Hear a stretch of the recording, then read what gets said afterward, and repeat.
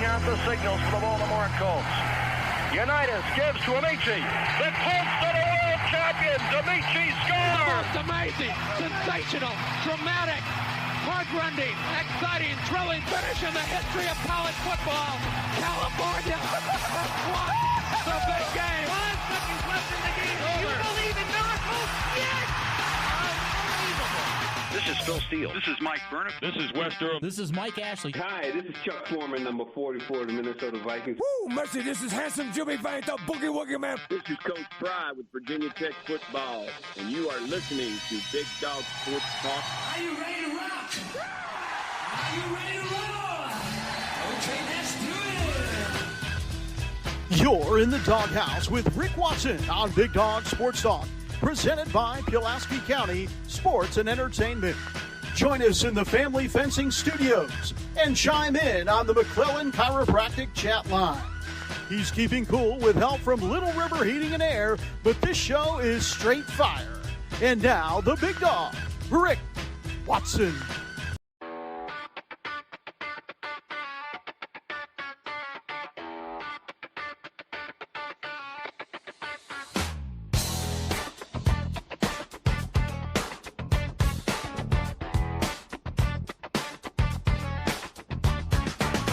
Rick Watson's got the mic, he's the big dog king. Cover sports so sharp, it's a New River thing. Virginia Tech fire, rapid pride too. Every stat, every play, he's bringing it to you.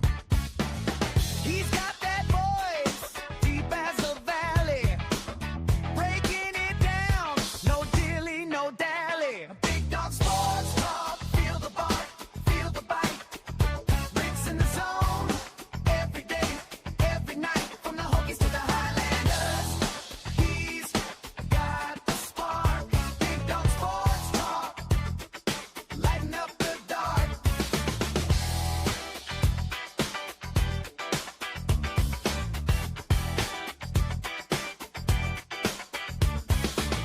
He's got the scoop, faster than a sprint, calling plays like a coach, every word's a hint. From the courts to the fields, the stories unfold. Rick's play-by-play, worth its weight in gold. With a laugh and a growl, he'll pull you in. Big Dog's podcast, let the games begin. Big Dog Sports Talk, feel the bark, feel the bite.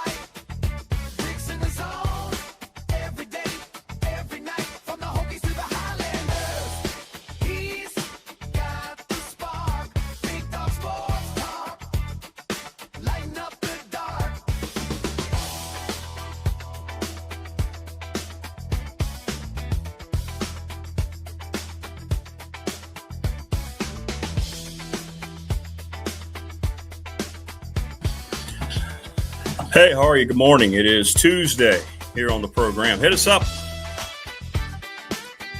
in the McClellan Chiropractic chat room. We'd love to hear from you. Freshman Door Incorporated text line is 391-0788.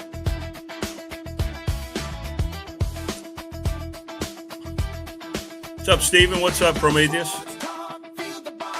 No, I do not play Roblox.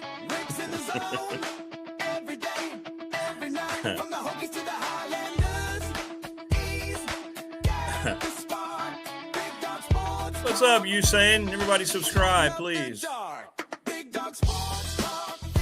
Today, Marvin Miami joins us coming up. Brian Siegler from Boundary Corner, and then Mike Burnett. I think he's down in Florida. I believe he is.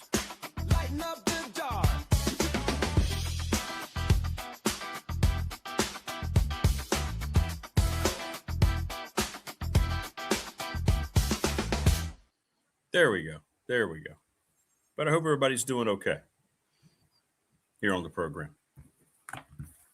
We're meandering along here during the last day of June, heading into July. America's 250th birthday celebration hits on Saturday. I believe most, well, I don't know about most, but I've heard many of the fireworks displays are going to be on Friday. I don't know. I guess they might be broken up. I don't know. So we have a lot going on this week. Happy birthday to America. We want to thank Family Fencing, sponsor of our studio. Give them a call for a free quote. Thanks to Jason Green, 540-200-8294. We mentioned Mark Hundley over at McClellan Chiropractic at 155 Walters Drive. He's got all the latest equipment, and let him go help you. NRB Super Bowl is going to be the spot of our bash on July the 18th. A lot of people are reaching out. Look, you're welcome to come. Just come on over. Morris, we thank him for helping organize the whole thing, or basically being the organizer of the whole thing. 382-5525. Make sure you go check out their Midnight Madness. Sundown Electric, excellent reputation, long list of satisfied clients, superior craftsmanship, attention to detail, clear communication, honest, and integrity. That's their motto down in Elliston. James Lawson, 540-381-8011. 300 North Franklin Street in Christiansburg. Parts for your homes, your windows, and your doors. ReadySetFund.com. Bob Christ, it's terrific. Check it out. BOBCRST11 at Gmail. I've had several people ask me about it. Well, go read up on it. ReadySetFund.com. Churches, schools, school teams, rec teams, whatever you might need, you can raise the money you need quickly.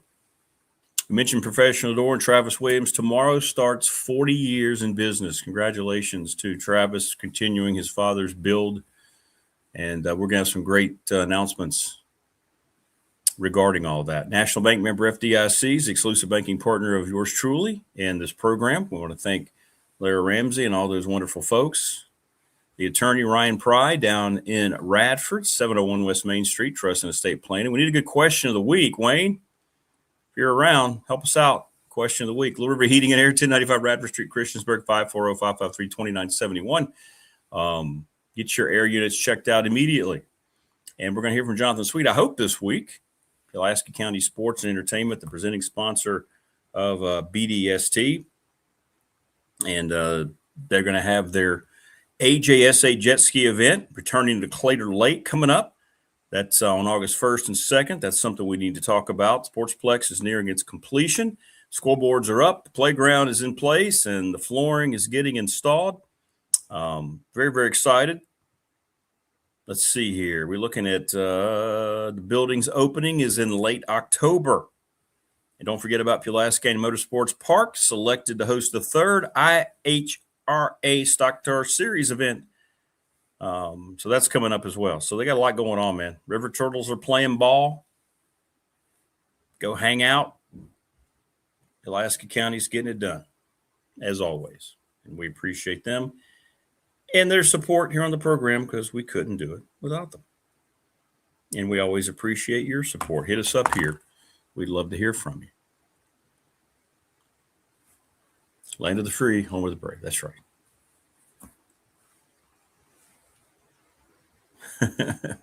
If you found out you had exactly 24 hours left to live, who would you finally tell the truth you've never had the courage to say? I don't think I have a lot of hidden truths. That's a good question, though. That makes you ponder, doesn't it? It's a good question, Lola. L-O-L-A, Lola. Sorry, that's my very bad Ray Davies Kinks impersonation. Please subscribe, all the new folks in chat. I wonder what kind of lies professional athletes and coaches would attest to. Like, you think Mike Vrabel and Diana Rossini would finally come out and just end all their lies? Gambling lies, things like that. You see, NBA's got more issues with indictments and so forth. Things that don't get covered. It's interesting. When things don't fit the agenda and the mindset of the media, they just completely get swept under the rug. Like, nobody's covering the NBA's ongoing gambling issues and the indictments and arrests. They just kind of let that go. They keep talking about the draft. They keep talking about the Knicks and all these things.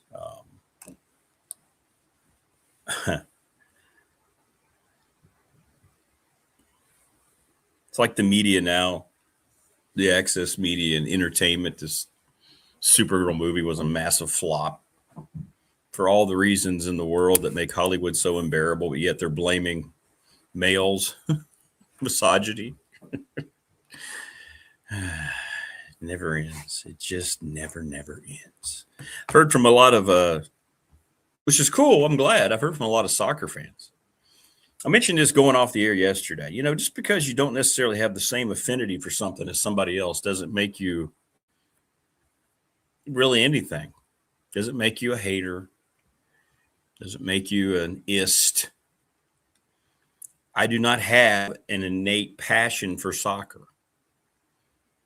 I never will. It doesn't mean I don't respect the amazing talent and endurance and how much they run around. It's incredible. I really love their fields because they play on grass. What a concept. Because, you know, they've done their research in all these leagues and they realize grass is much safer than plastic. But, hey, that's okay. We're going to put really heavy, strong physical dudes that's wearing heavy physical equipment on turf and just pretend like that's the same as grass because it's cheaper and we don't have to deal with changing it all the time. That's the NFL's motto. If you really wanted for them to tell the truth about why they continue to install this plastic crap, colleges are doing it. Well, it's going to save money in the long run. Well, maybe not. Maybe not. High schools are doing it everywhere. When they can afford it, they are.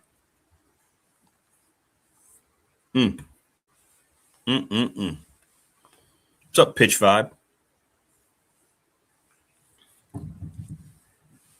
But I don't hate it. I generally enjoy broadcasting it over at Radford. You know, our women's program is the best program in the history of the Big South. 10 Big South championships. And I love how hard they play. Our men's program is one of our legacy programs. And you have an appreciation for it. But I'm not going to sit down, you know, in the evening when you finally take a deep breath and you're reflecting on your day. I mean, I'm not going to sit down and watch Morocco play the Netherlands. I wouldn't do that if it were an Olympic basketball game.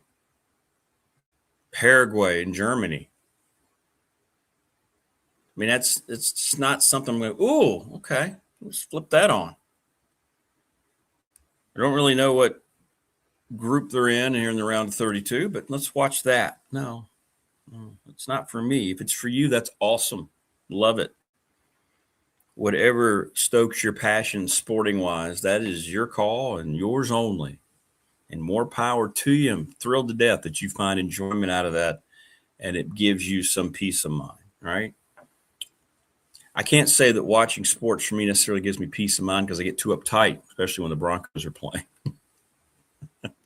You get a little too emotional. You probably feel that way, Tech fans, Virginia fans, American football fans. There's a little too much angst to enjoy it. You enjoy it afterwards if you win. But you know what? That's that the world is. You like what you like, and it's okay. What's up, Jetta? Please subscribe. Like, I'm not going to set and put a label on you for liking something or not liking something that I like. A lot of people don't like American football from other nations. A lot do, a lot don't. A lot of people don't care for soccer. Right? A lot of people, that's their passion of sport to the ends of the world. And that's, you know what? That's okay. That is okay.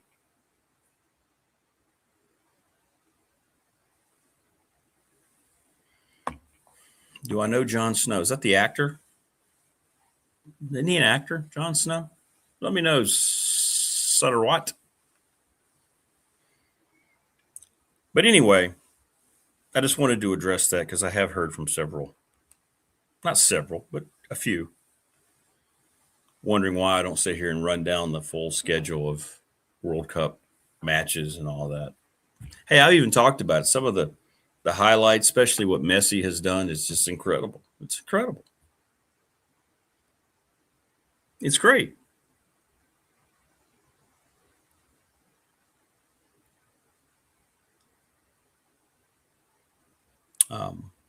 But it's not necessarily for me all the time. Game of Thrones. Oh, yeah. I remember that character. Sure, I do. I got to be honest, Stoner Watt, and I need to go back, and it's my fault. I think I watched the first season or a lot of the first season, and then I stopped, and I don't remember. I never went back to it. And I know the last couple seasons are crap, right? Much love back to you, brother. We try to be that way here on the program.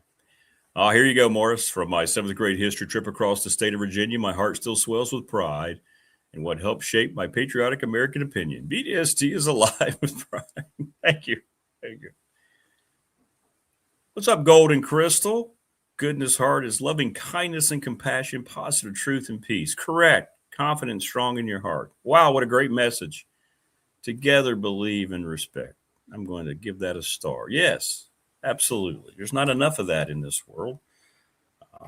There's too much discourse, too much encouragement against one another. And it gets so obvious who's behind it. You just got to open your eyes and not be brainwashed. That's a great message, though, Crystal. Thank you. Very nice of you.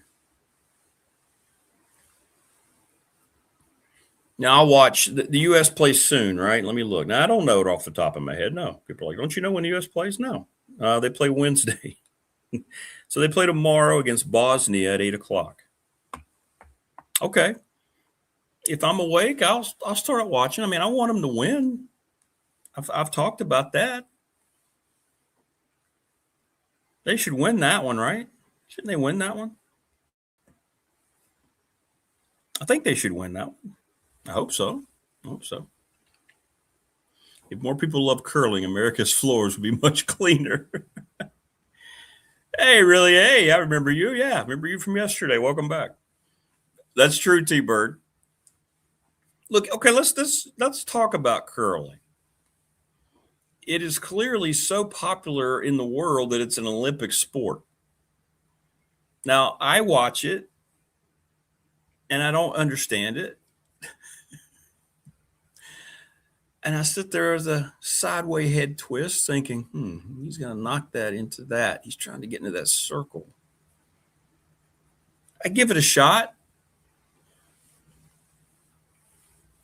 Correct, Jurassic Park. Absolutely. Welcome back, really. Yeah. You know, back when we were growing up, we had the ABC Wild World of Sports. Y'all remember that with Jim McKay? And early on, when ESPN was still building toward credibility, they've completely lost it all now. But back when they used to have credibility amongst their, they would show these random weird sports.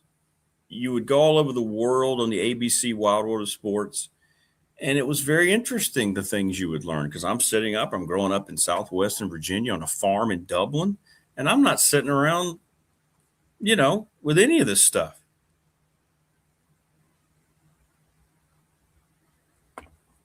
But when you see it, you're like, wow, it opens up the world to you, right? It was cool. I'm not necessarily saying I'm going to follow it, but at that time, you're just kind of sitting there and you're like, wow, this is kind of cool. Curling is cornhole on ice, kind of, maybe, Brian says. I think that's a pretty good description. I mean, I don't hate it, but I don't actively seek it out. It's kind of like soccer. Morris says, I could never play that. I would want to play curling like I do bowling. Throw it as hard as you can and let's see what happens. Didn't they have some kind of cheating scandal in the last Olympics? Didn't they just have that in the Winter Olympics? Didn't they have like a cheating scandal? Curling? I'm not sure how you cheat at curling. Was it, did they mess up the weight of the big orb? I don't know what they're called. But didn't one team accuse the other of cheating? I'm not sure how you cheat at curling. You've got to watch that group. They cheat at curling. I mean, is it like Belichick and the Patriots, right? With Deflategate, filming their opponent? I mean, I'm not sure exactly what goes into a cheating scheme of curling.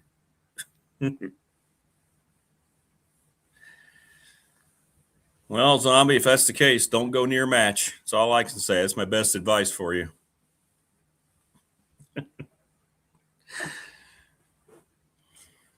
I drink propane and propane accessories. I don't know. But hey, I'm not hating on curling, okay? I'm not hating curling. Just stop my cup of tea. I gave the example yesterday. You know what? American football, which is rapidly the most popular thing in this country by far from a sports perspective, it's not everybody's cup of tea across the world, full time anyway. What's up, Gamer of Exos? Please subscribe. T-Bird says croquet was huge when I was a young boy. Yeah, I remember croquet. Yeah, every family had a croquet set and played at family gatherings, 100%. And my mom was so randomly good at certain things. Bowling, she was excellent, and she was really good at croquet. Yeah, there was something about having the mallet, and yeah, I remember that. The balls were cool. They were heavy. What's up, Casey? How are you? Good morning. Please subscribe. I do remember croquet. Is croquet still a thing? Remember putting the little arches, the little metal arches in the yard, and you had to hit the stick, right? Get them through there. Yeah, I could see that being that's got some of the same origin of curling.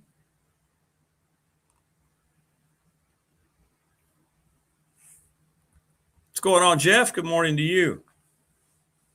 Hanging out on a Tuesday. Temperatures are going to soar here in the southeastern part of the United States of America in the beginning of July. It has already in many places, but that's okay. It's July. I wish we would get more rain consistently. This drought is extended. It's a strange kind of drought too, right? You watch New River and the bodies of water that are low and thinning out, yet the yard, my yard anyway, is not overly brown. Usually you can really tell how, I guess because it hasn't been so directly hot yet. Now we're getting there. Maybe that'll change now. Hey, I'd go out and play some croquet right now. If we had a croquet field, I'd go play some croquet. You sound like when you're playing croquet, you really sound cultured, right? What are you doing today, man? I don't know, man. I'm going to lay around, watch a movie. What are you going to do? I've got a croquet match at 3. Oh, yeah. I'm playing croquet later. All right. The Yard Olympics in 1972 included croquet, badminton, and long darts. Did it really?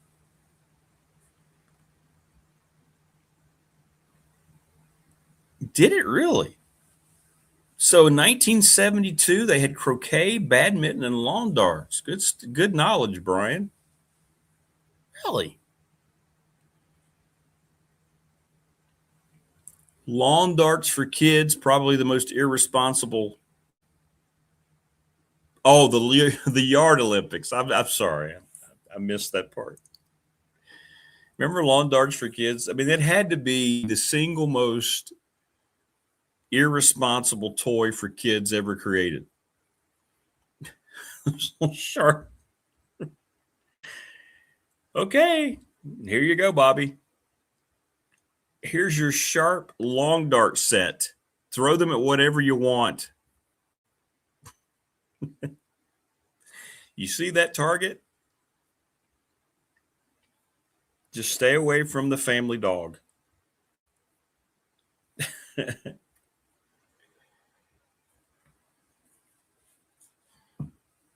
Black Sabbath. Yeah, I know all about Black. Well, I know a lot about Black Sabbath. I don't know all about Black Sabbath.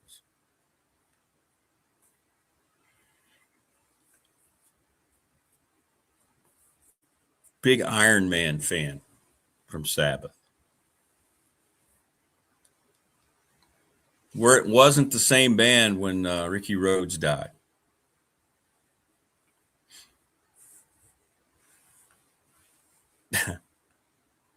Your yard Olympics, I like that. And I played a lot of badminton too. Badminton was fun, man. A lot of good exercise with badminton. A lot of good. Oh, that's so cool. Your uncle saw Sabbath in 70? Wow, Joe, that's cool, man. Morris says maybe Rick would agree to either a croquet BDSC gathering, even better pickleball tournament. Between matches, we can have Panera breadsticks and pink lemonade. Got to stay refreshed. And yeah, and if playing croquet and having the pink lemonade, when you have your pinky's got to stay out, right? That's the cultured way to drink the cup. T-Bird says he stuck a long dart deep into the roof once. Surprisingly, I didn't get a whooping.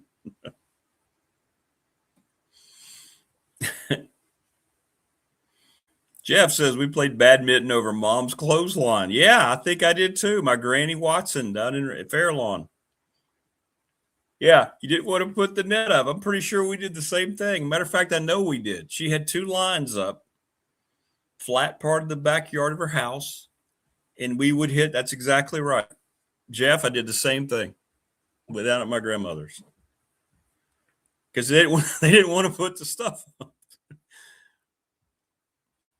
Yeah, sure did. And it was up solidly, right? Because, the clothesline, my grandmother's anyways, they were up on these big metal that were cemented into the ground. You didn't mess with grandma's clothesline, right? But the badminton net had those flimsy little stakes that bent so easily. What we should have used was the long darts. The long darts would have held it in place. Oh, that's cool, Joe. My uncle's a Vietnam combat veteran, and he saw hard rock metal bands since 1969. Well, thank him for his service for us, Joe. That is very cool. We have a lot of service folks in our chat regularly. Welcome. Please subscribe. That's awesome. There's no group of humans I have more respect for on this earth than our servicemen and women. Breadsticks. We have dental offices here. I know Morris sent me a shot last night at the dental place. I'm thinking, that's a subsidiary Panera business if I ever saw one. Yeah, don't run into one of those posts. They didn't move. Exactly. She had these two white.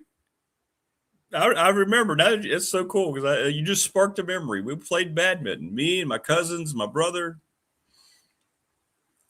But she had like the two clotheslines. They were about, I don't know, they were far enough apart to where you could hang, sheets, whatever. She was a nurse as well. So she would have her work outfits, her nursing out. So they were far enough apart to where there was space, but you could be on either side. And, if the birdie went between the two clotheslines, that was a point for the other team. It had to be over both. Couldn't just clear one. But, man, I remember those things were on those, I guess it's metal. I don't know what they were made out of. And they went across. They had the top part look like a T. Y'all know what I'm talking about, right? And it was down into the ground, and it cemented into the ground.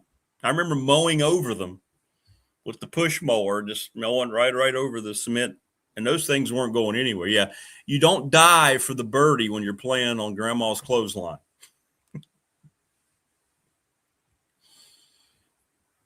Am I from Texas? I am not. I have been to Texas many times, but I'm not from Texas. Welcome, W3NT3D. Please subscribe. Our badminton sets were short-lived. Once the birdies all landed out of reach, we ruined the rackets hitting green apples. We got a little tiny apple. She had an apple tree in her backyard. We used to try to throw them against this old shed, like this old shed that nobody used, and we'd make a target and throw those apples and try to hit the target. Galvanized T-post. Yes, Prometheus. That's cool. Yeah, that's exactly what we did. And it didn't matter if you put the badminton net up, it wouldn't stay, right? It would kind of do that. If the wind blew, it would be like, I mean, you had to have the right kind of stakes to tie that thing off, because then it would kind of collapse in the middle a little bit. It would sink, but not Granny's clothesline. I mean, that thing was of Olympic quality badminton. Morris says, me and my buddy were riding horseback one time in Newport on the farm. My horse unexpectedly took off right before getting home, and I caught the clothesline right under my neck and threw me off. Well, I'm sorry. It's not funny, but it kind of is. I'm glad you're okay. Fun times. Yeah, we had horses. We rode horses, and when you did lose them, when they would start, you had to really work to get them back. They could take you under. We had situations where they would sometimes run into our wooded area, and you had lower tree limbs, man, and you had to, it was like a scene from a movie. You had to do some ducking and dodging till you got them back under control. Morris literally got clotheslined. And we're not talking the wrestling version. We're talking the legitimate version.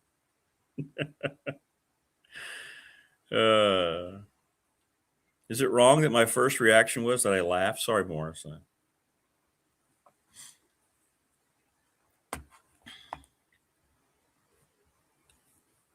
We're going to go Big Dog Pop again on Thursday night, by the way. Yep. So join us on Thursday. Hey, I might go a little earlier than 7. I might start at 6:30, 6 or 6:30. Morris said my buddy somehow thought that was the funniest shit he ever saw. I didn't think it was. It is good memories. I appreciate. See, this is why I love chat. You spark some really cool memories. Granny's clothesline badminton. Grab the rackets and let's go. And when you're younger, it's one of those things that you just accept, but you don't really understand. I never understood how the birdie worked, how cool it was that you had the little rubber oval and you could hit that thing high and that thing would try. I was always like, wow, that's cool. And I used to sit around and go, how does it always know to fall? I didn't know about, the law of gravity and physics and all that the heavy end was always going to flip over and fall. Wow, you always hit it. You never hit it on the side. Well, no kidding, Rick. It's the way. That's why it's made the way it's made. Oh.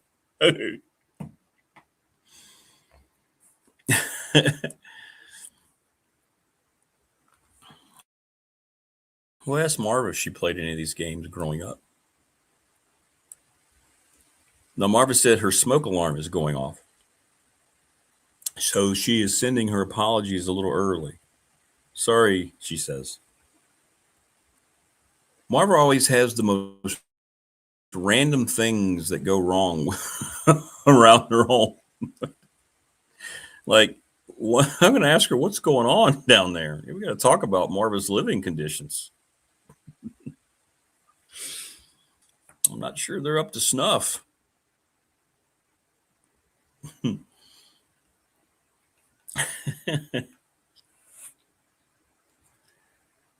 What's up, other Matthew, on the Professional Door text line? No, I have not. People are asking about, have I given my Tech win prediction? No, not yet. Not my official win prediction. I'm not there yet. I won't be there until, I'm not doing that probably until a week or two before the first game. Because it's impossible to know about these other teams. So yeah. Well, it's not even her kids though, Prometheus. It's like stuff that just goes wrong in her house. Like one day she literally couldn't do the show because her air conditioner broke, and she said it was like 90 degrees in her home. Now all of a sudden you have Yeah, the smoke alarm is randomly going off. What's going on? You think she lives in a haunted apartment or townhouse or home? T-Bird says we saved our allowances and all bought wrist rockets. Ooh, wrist rockets. Oh, man. T-Bird, you're going to yell at me. What is a wrist rocket? We brought a wheelbarrow load of green grapes indoors, removed the screen door window, and kept score of who splattered the most passing vehicles. All right, so what's a wrist rocket? So yeah, I'll have my win total in August for Tech. My prediction. Wrist rocket slingshot. Oh, okay. Now I know what you're talking about. My brother had that. Yeah, I got you, T-Bird.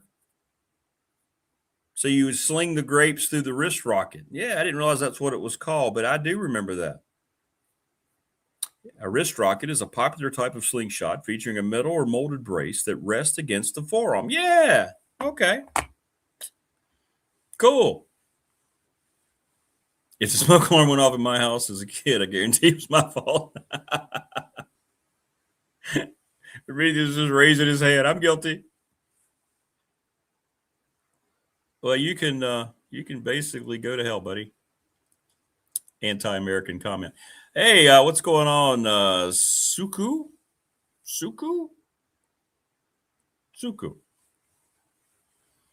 Extra points were awarded for UPS trucks and U.S. mail trucks. Yeah, I didn't realize they were called wrist rocks, but I never had one. But yeah, I remember my brother had that. My cousin and yeah, I got you. I remember him shooting rocks at his. He didn't shoot them at like people or houses, but I remember him pulling back and like trying to hit things, like trees. We had so many trees on the property and so forth. Wrist rockets, yeah.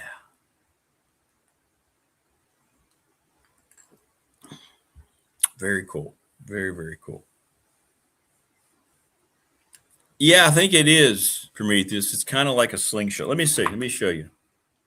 When I saw it, I recognized it. Yeah. Yeah, when I do, I get rid of them, Prometheus. I mean, more. See right there? And that thing went across your wrist, and it was just like a big old slingshot. That's the wrist rocket. Yeah, many of the folks are legitimate folks who are discovering the show, but a lot of times it's the bots who go to every live stream. But that's, it's going to happen. It's going to happen. You know how I hate we've lost? I don't know. Remember Vic? You had all the headlines. I don't know where he went. Hate that we lost Vic. He always kept me on my toes, or got me updated. I'd come in and see Vic had have 4 or 5 headlines. What did I miss last night? I would just go to Vic.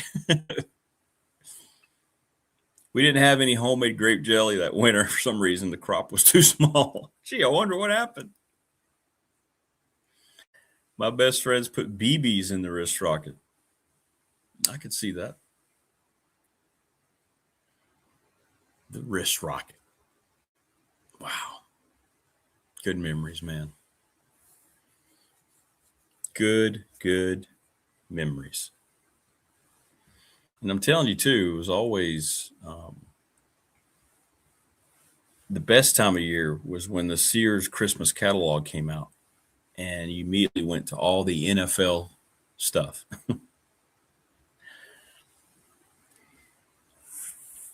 You can find those old pages online. I think what I miss more about anything than the wonderment of being young and for Christmas time and waking up Christmas morning and having that excitement is the anticipation of the Christmas catalog.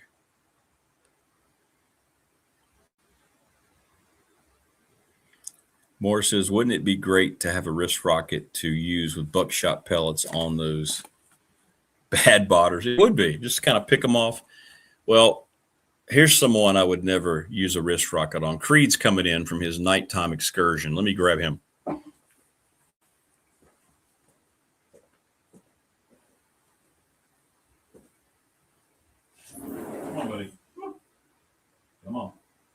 Oh, boy.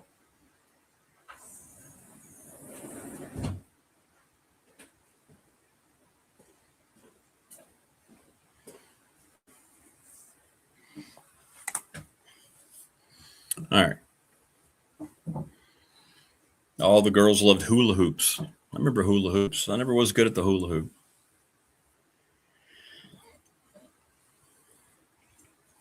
But I'll tell you one thing. I had a big wheel every year because inevitably I would destroy the big wheel from the previous year. Yeah. Yeah. It did seem like the Christmas catalog showed up, right? It showed up at the grandmother's house before it did your home. She'd always have it right there on the coffee table. Ah! Take that thing, go sit outside. Oh, boy. Oh, boy. I don't believe there's ever been a more constructed, better winter jacket than the old NFL winter jackets. Am I wrong?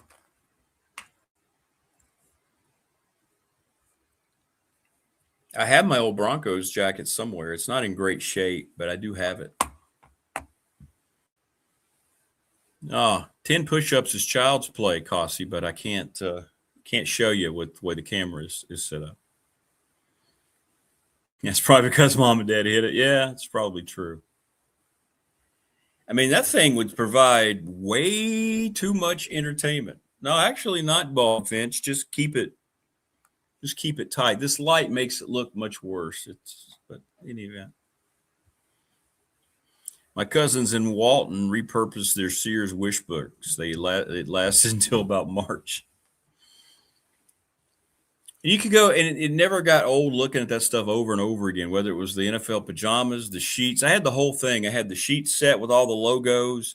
I had the curtains, the matching curtains, pillowcases.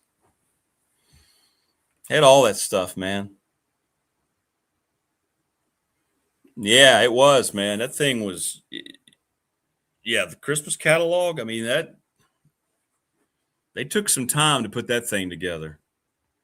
And you look back at the effort, nobody would do that today. Nobody would do that today. Yeah, I have my trash can. Matter of fact, I have two. It's right there. Come on.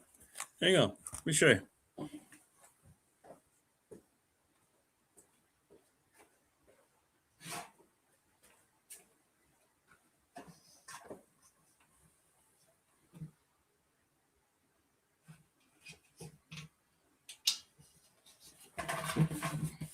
There it is. There it is. Now, this was the first one from like 1977. What do you think, huh? And I've kept it in good shape. Got some scrapes on it, but there you go. There you go. You could say that maybe the Broncos deserve to be in the trash.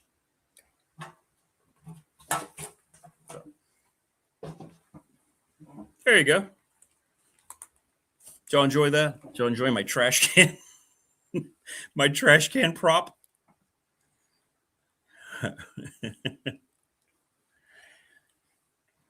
You know, if you tried to buy that, you looked it up, things like hundreds of dollars now.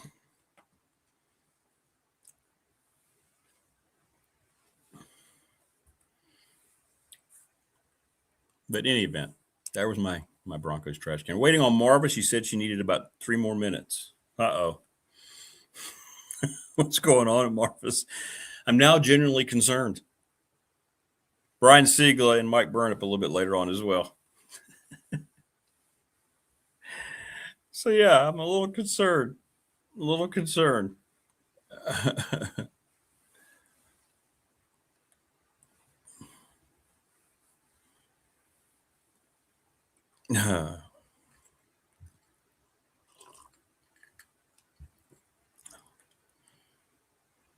Thank you very much. People complimenting my trash can. I don't know. I don't know what's going on at Marva's this morning. I really don't. I have no idea. We're waiting to see if we can find out what's going on.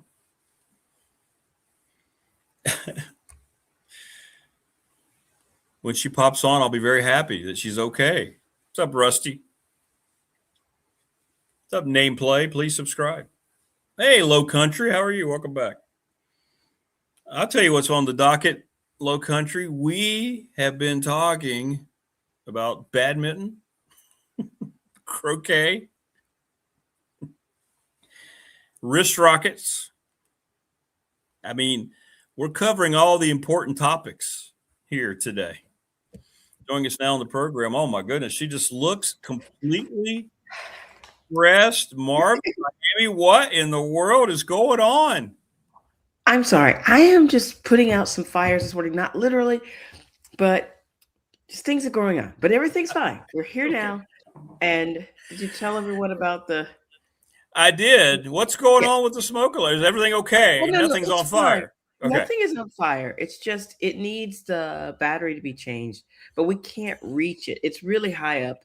And so I didn't have time to deal with it before the show. So I hate it. So I'm actually in my daughter's room because I think it's the furthest room away. So maybe you won't hear the chirp. Well, I don't know if you can hear it, but it just went off. Did you hear it? No. Okay, I don't good. think we heard it. Good, I don't think we heard it. I do like the curtain behind you looks great. That's very awesome. nice. Yes. Yeah, very Yes. So pink used to be her favorite color. She is informed me it is not anymore. So yeah, we'll be making some changes, I guess. So is this a house that you guys live in? Is it a complex? What do you guys live in? No, we live in a condo right now. Condo, okay. And it's really hard to get up there. Like again, I was scrambling trying to figure out, can we get up there somehow this morning and try to stop, but it was just not safely. So we decided not to do it. Well, I mean, there's always what happened. You remember you had the air conditioning issue? You said it was like 90 degrees in your house. Yes, Remember that? yes. It cost you an appearance on the show. We're actually moving. So good. We're moving. So we will be out of this situation. It's just, yeah. Next week I should be in a different place when you guys see me. So really, are you going close to the beach, or are you going in general? Same no, area? actually, just a mile away from here. But yeah, we're leaving the condo life behind. So the condo life behind. Yeah, it's just crazy. I don't know what to talk about anymore. But yeah, it's kind of crazy. Good. You know, weird neighbors. I got you. Hey, did you ever have a wrist rocket? Here now are nice, actually, but when we first came here, there was some weird people. I got you. Did you ever have a wrist rocket growing up? No. What is did you that? ever have? It was one of those big slingshots that you'd put around your wrist, and you could. We've been talking about the important stuff this morning. Croquet. Did you ever play croquet? No, but you really never. Okay, all right. Badminton. Yes, I had one of those sets. Okay. Have a set. That was fun, right? So, yeah, everybody played badminton. Yeah. I don't know. It seems like people don't play it anymore. So what is your take on, okay, I've been trying to explain this because I've gotten some people. Soccer, the World Cup's here, right? Yeah. And people are excited. It's great. And you know what? That is wonderful. Mm-hmm. Yeah. I they're personally. playing matches down here. Like, I don't know if or games, but yeah, in Miami, yeah. It's great. And I love that people, it's just never going to be my first choice of like, I can't It'll wait never to watch be my first choice. Yeah. You know, my husband likes to watch a little bit. So he's watched some of the games and I will watch a little bit, but it's just, I don't know. I find it disorienting the way the time goes up instead of going down. And then sometimes they have to add. I don't know. It's just not my thing. I didn't grow up with it. Like, I just don't even remember anybody playing it. Now, my husband grew up in upstate New York, and he's like, yeah, when I was a kid, I played soccer, but he played everything. So he's like, yeah, that was one of the things I played.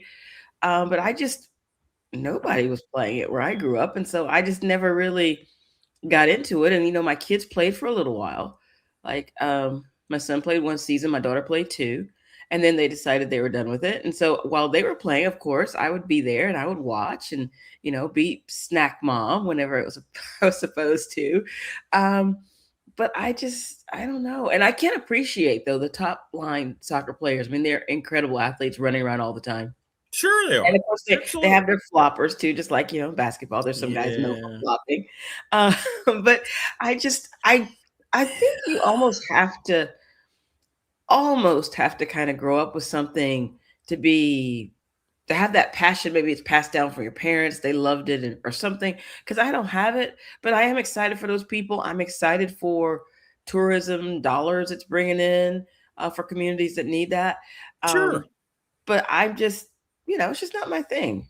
Not our thing. I mean, the first memory I have of soccer was Pele and the New York Cosmos. I remember that vividly beyond, who's that? Dad would tell me that's Pele. He's an international. Oh, okay. That's cool. Who's the Cosmos? Professional soccer. Oh, okay. Well, he's pretty good, huh? Yeah. That was my first memory of soccer was Pele. But, they talk about in certain countries, though, it is so big and the kids grow up playing it and seeing these stars, and that's who they look up to. Whereas here they might look up to football or basketball players. And so, that's their thing. And absolutely. In South Florida, we have a lot of immigrant communities and a lot of people. Like I went into a bank recently and a lady had on this Brazil thing. And she's like,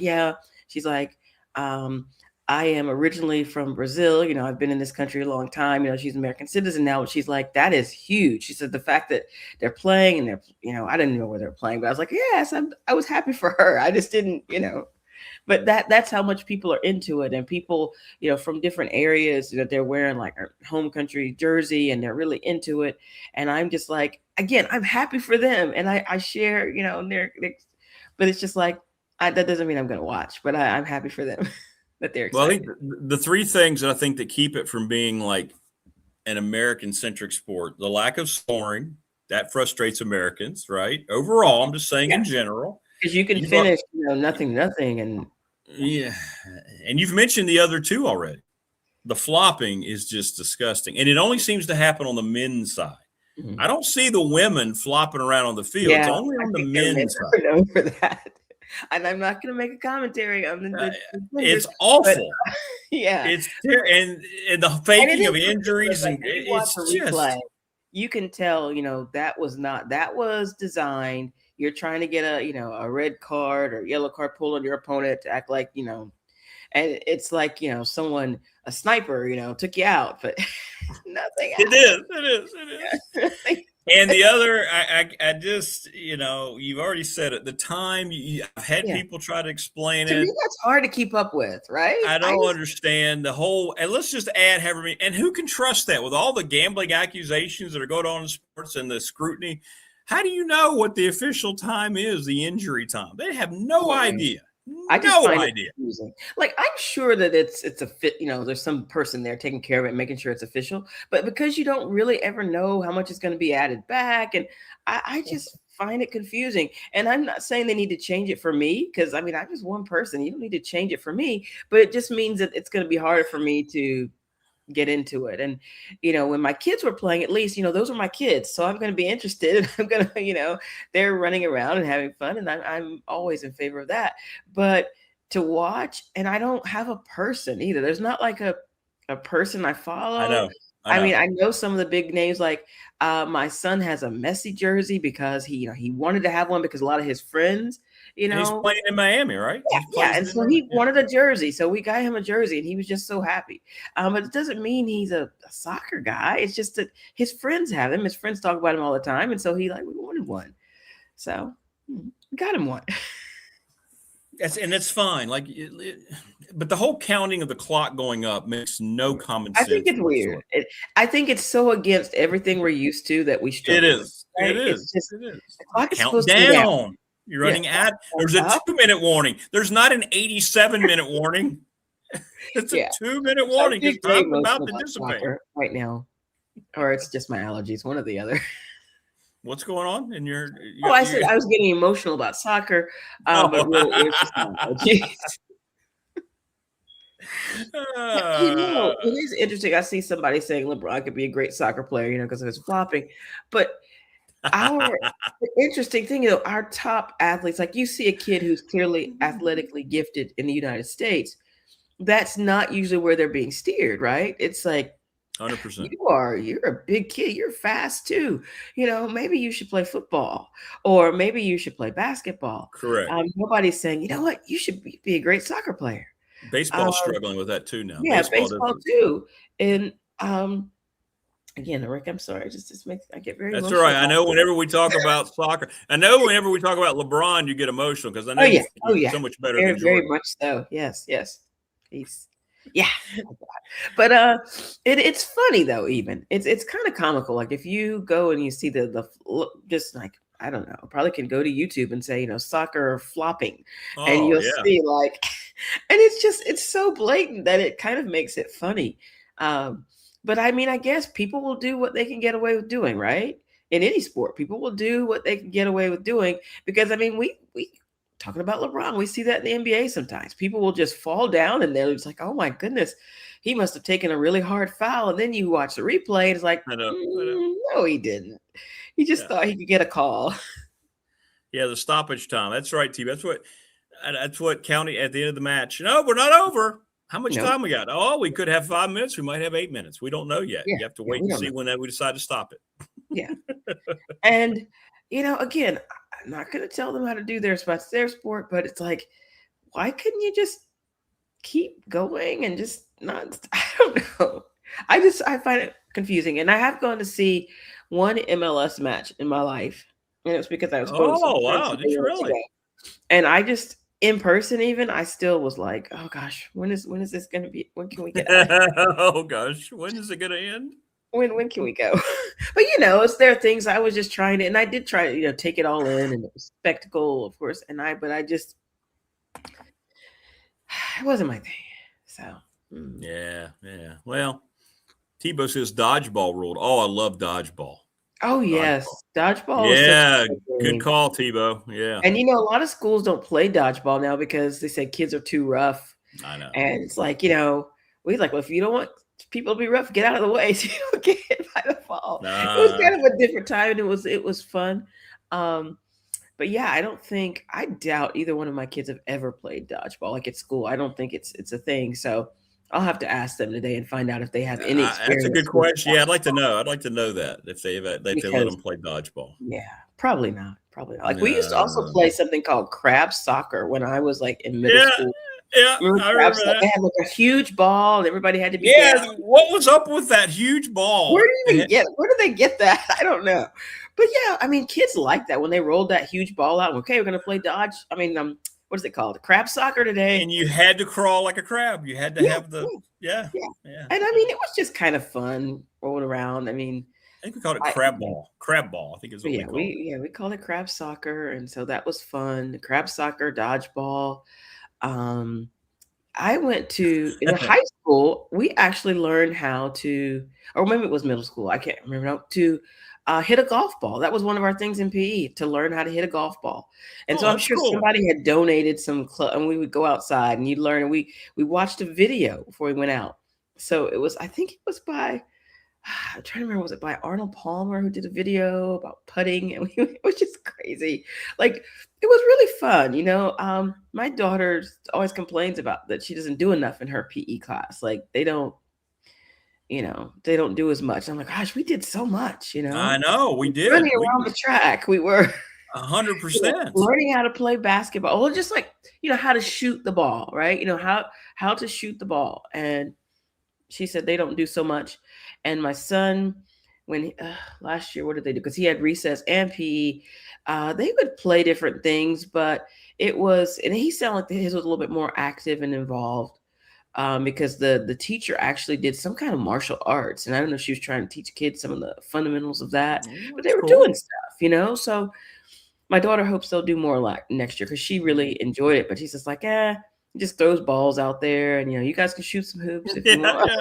Yeah, y'all go ahead. We're going to smoke our cigarettes and play on our phones. So I don't really know what the deal is with that because we were busy and we did calisthenics and square dancing. Yeah. Remember square? I remember that we did. When I was little, I did. We learned how to do different dances. Yes, we learned that. Yes, yeah. The boys didn't want to touch the girl. It was like, oh my gosh, because they would pair us up, and they didn't really want to do it, and so yeah.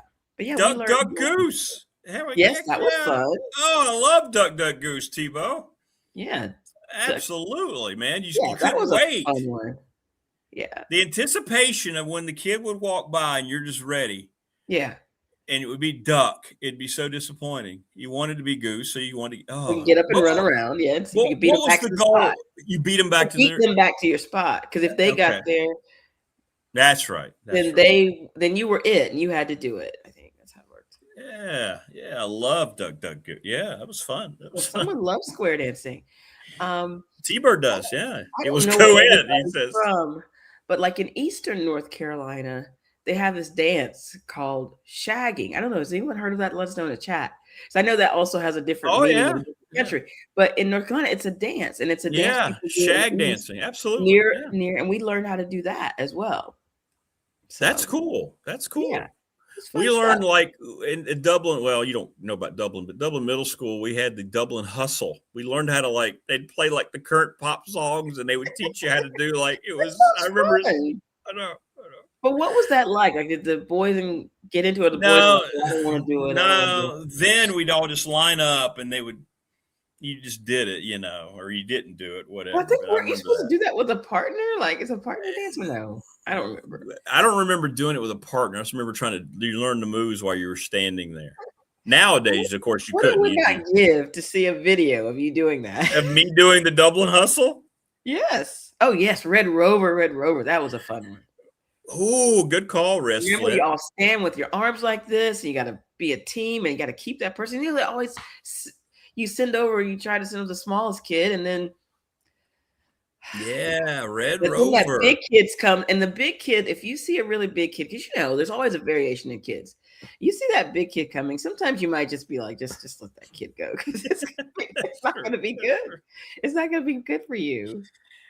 And in dodgeball, there was always that little. Even if you had no animosity toward any of the kids, there was that little bit of, I'm going to light him up. That's what Tebow said, right? You wanted to him right in the face. Let's just be honest, right? So mean.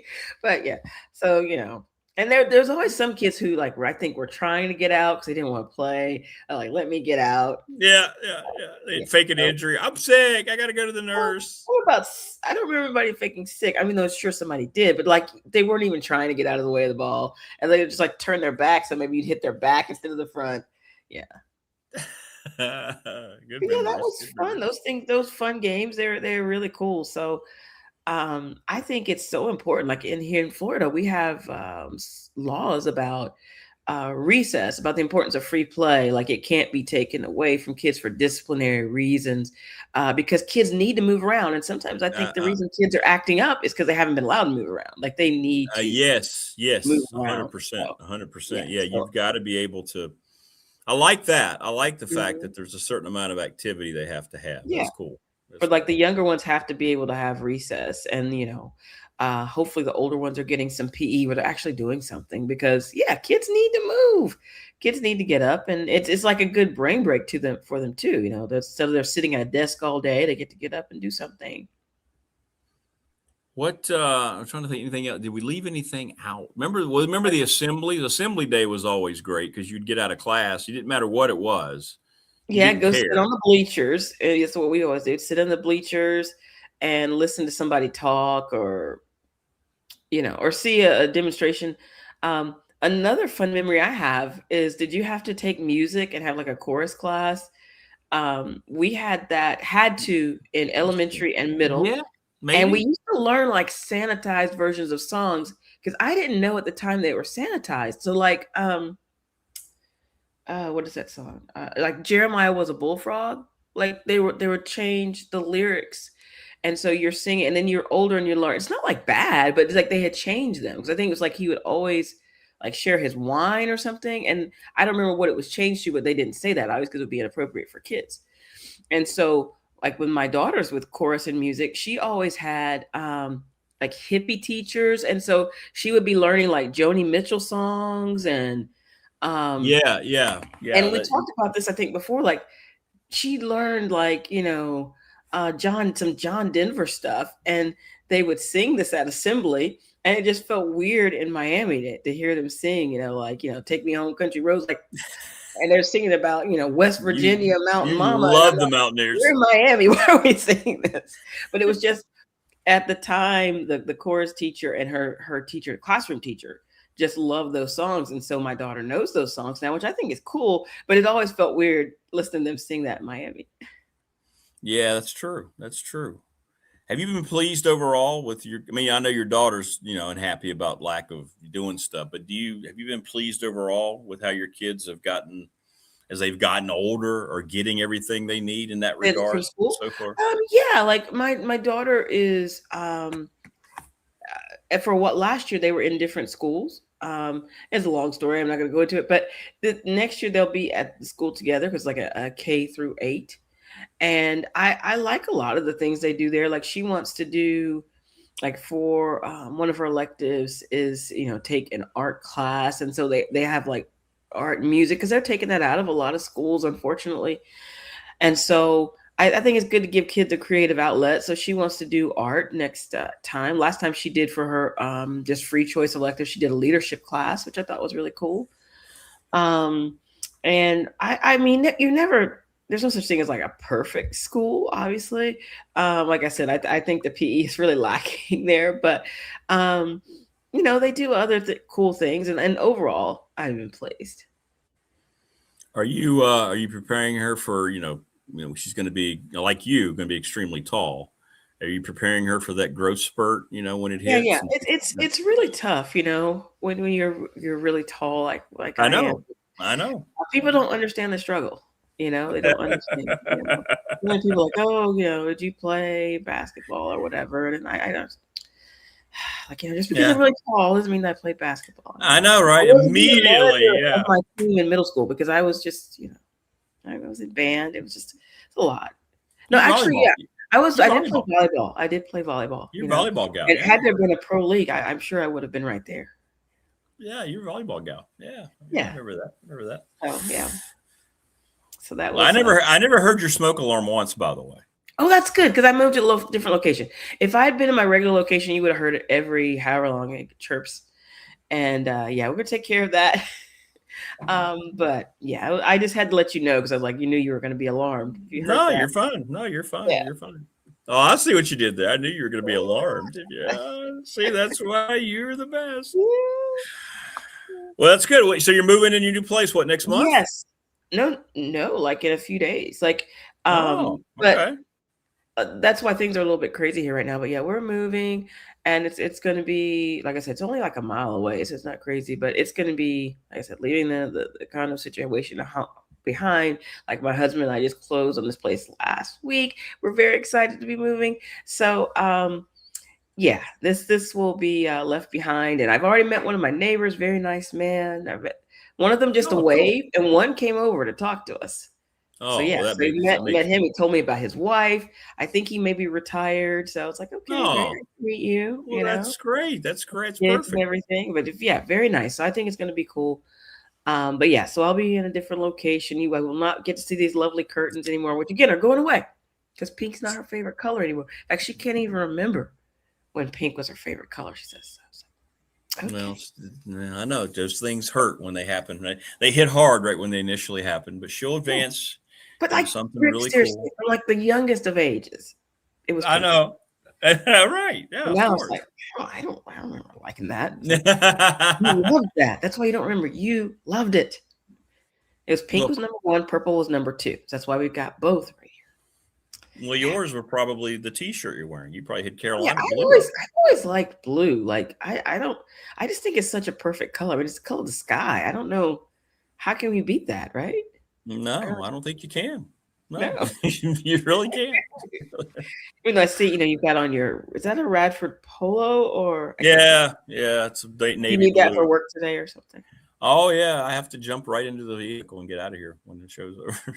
So wow. Just like, you turn everything off, unplug, and go. Go. How long does it take you to get to Radford?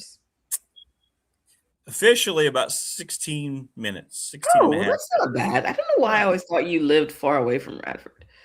No, Reiner's not. If you take the back road, if you don't run into anything, yeah, you do. You don't hit a deer or something. Yeah, which is a constant. It's going to happen. I'm going to come on one day. Reiner when I lived, and I always felt like Reiner was so far away. So I don't know why I felt that way. It's funny you say that. I did too. When I was, I used to come out here and help one of my friends. He was coaching track at Auburn, Mark Love. And I thought, man, that's really, yeah. Remember Mark? No, I did not, but I would help him out with his events. I would like. Oh, okay. I was like, wow, I didn't know you were a coach. That's cool. Or I'd do PA or something for him while he was announce all the results. And I used to think, man, this is way out here. And now you drive out here like, why did I think that? Why did I think it was? I mean, I was just asking because I remember going out there for stories a couple times. There was like a commissioner who used to live out there. I'm sure there's still a commissioner because every area has one, but a commissioner who lived out there and did some unique things like with farming. And so I went out there and I felt like I had gone so far. I know. Me too. So wow. Cool. 16 114. Yeah, I know. I was the same way. Now it's just like, I'm not even 20 minutes away. So. Okay. Not bad at all. Cool. Not bad at all. Yeah. I'm glad that you're not far. Well, good luck. Well, unfortunately, you're too far away, Marva. But hey, at least we get to catch up with you like this. Yes. Good luck on the move. I can't wait to see the new gigs next week. That'll be exciting. Come on down. Yeah. All right. That'll be good. Yeah. I know. We'll see you. Okay. All right. Well, take care. Good luck with the smoke alarm the rest of the day or week. Thank you. Hopefully, it'll be taken care of soon. But just And thanks for sharing the cool pink curtains with us one last time. Yeah, they have butterflies and ladybugs. I know, right? Come on. It's got to put you in a good mood. Yes. All right, be good. Thanks, Ms. Marva. You too. See you next time. Bye-bye. All right, there you go. Marva in Miami joining us on the program. Going to be moving into a new place. All right, good for her. Good for her. This breakout, let's hope that a dodgeball game. Hello, Hugo. Let's hope that a dodgeball game doesn't break out the BDST bash with bowling balls. Well,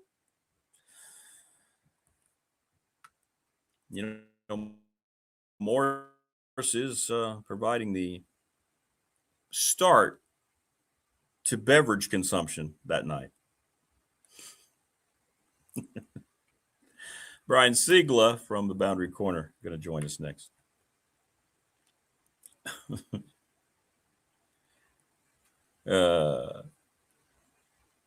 His neighbor does swords. We're in a football in hand since high school in the 70s. Yeah, football, yeah. Backyard football. Tebow mentioned it. Yeah, you were out there. That was never coming in from the yard was always the goal, whether you were out of school during the summer or whether you were in school and you couldn't wait to get out before it got too dark to play, whatever. Football usually was it. Basketball. Back then, you were fortunate if you knew somebody close by in your neighborhood that had a basketball goal outside. Right? July 18th, by the way, all of you who are asking on the Professional Door text line, July 18th is the BDST Bash over at the NRV Super Bowl. We've already got everything reserved, so come on by and see us. We got many of the peeps going to come by. We got Coach Elmo's going to come by. Mike Burnup's going to be there. I think Bill Ross is going to come by. It's going to be fun. It's going to be fun. So that's on the 18th. And others.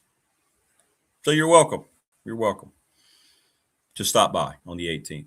6 o'clock, by the way, those of you asking. We're going to start around 6 o'clock is what we have decided. What's up, Jason? Good to have you back. Glad to have you back from vacation. Yeah, it's always great to get away, but horrible to come back. Joining us now on the program is Brian Siegler. He's got a new location background every time we're with him now. He's just a man of the world. What's going on, man? I gotta mix it up, keep you on your toes, Rick. That's all. I never know. I never know where you're going to be broadcasting from. That's always cool. That's always cool. All right, so what do you guys – I always talk about this because, we're kind of in that dead time now in July. I mean, even the coaches admit it. This is when they're getting in their vacations. They're trying to get away. Hayes in the barn until we get back. So what are you guys focused on right now at the Boundary Corner when you have your reconvening every week?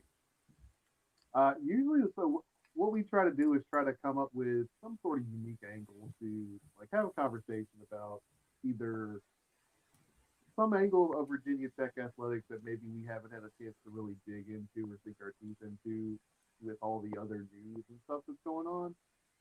Sometimes we just try to line up some interviews, something fun, something kind of, it feels like summer, right? It's a more laid back type atmosphere. So that's how we usually try to fill out these the dog days of summer on the Boundary Corner. I think we're going to take the unique perspective angle in the coming weeks. So you should be able to see a couple little more off the beaten path episodes that maybe you're used to from the Boundary Corner. So looking forward to that. We did talk last week about the new AD hire. We broke that down. We had a lot of fun with that. Your buddy Sheldon came on. He had some really good takes, and then he dropped his article on the key play yesterday, which was really great. I don't know if you've had a chance to check it out yet. Everybody go check that out. So yeah, it's going to be a fun and laid back summer, and I'm excited for it. What was your consensus amongst the group with the AD hire? The consensus among the group is that I think people feel really good about it, especially from the money side, the fundraising side. I think if you look at just maybe coach hiring, you may not come away impressed, especially with the big two. But when you talk about the ability to operate in this new era of college athletics, where money is the biggest driving force of success, or at least one of the few big driving forces of success, you got to have somebody that can raise funds, and Brian White's shown that he can do that very consistently. And we're seeing the AD job evolve everywhere. It's not the same. It's slowly kind of morphing into more and more of that. Not the, hey, I'm the overseer of the department, right? It's going to be like, for instance, I don't imagine he'll have anything to do whatsoever with football as long as James Franklin is there. That's the kind of the way it's been set up. I think that was part of the whole thing about getting in a certain type of AD that's going to be able to relinquish that. So at least I don't think Tech Fan has to be concerned with that part of it, because he did, he had to fire the two coaches that he hired down there at FAU. That's true. That's true. Yeah. And I mean, and who knows if we're moving into a space where maybe the AD is making these decisions on firing, but for like football and maybe basketball, Virginia Tech keeps it as a hiring committee moving forward. That might be the new norm at Virginia Tech. Who knows? Yeah. I mean, I know that we saw that as a product of Whit Babcock having one foot out the door, but I don't know, because we don't know what that's going to look like, and we don't know to what degree he's going to have a hand directly over the football program. Obviously, while Franklin's here, Franklin's running the show, and but whatever's next, we don't know what that looks like yet. So I'm interested to see how that kind of takes shape in the future. Have you guys discussed, and I don't know the answer, so I'm asking you, have you discussed what exactly Whit Babcock's going to be doing while he's getting paid, just to kind of, and how long he might stay in this other role? I mean, it sounds like he could stay as long as 2030. Is that what I saw? Yeah. It's like, really? I saw that. Yeah. I don't, if you told me he was staying 18 months, I think that's a reasonable amount of time to guide the new regime in the direction of acclimating them with all the nuances of Virginia Tech and those things that matter.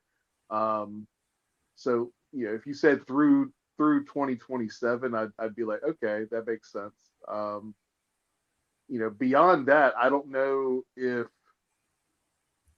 Whit did enough in some of these other areas that would be of inherent benefit. I mean, I don't think he was fine, but never great at the fundraising side of things. Being a ambassador to the program. I think he was, not necessarily socially awkward, but certainly not a social butterfly.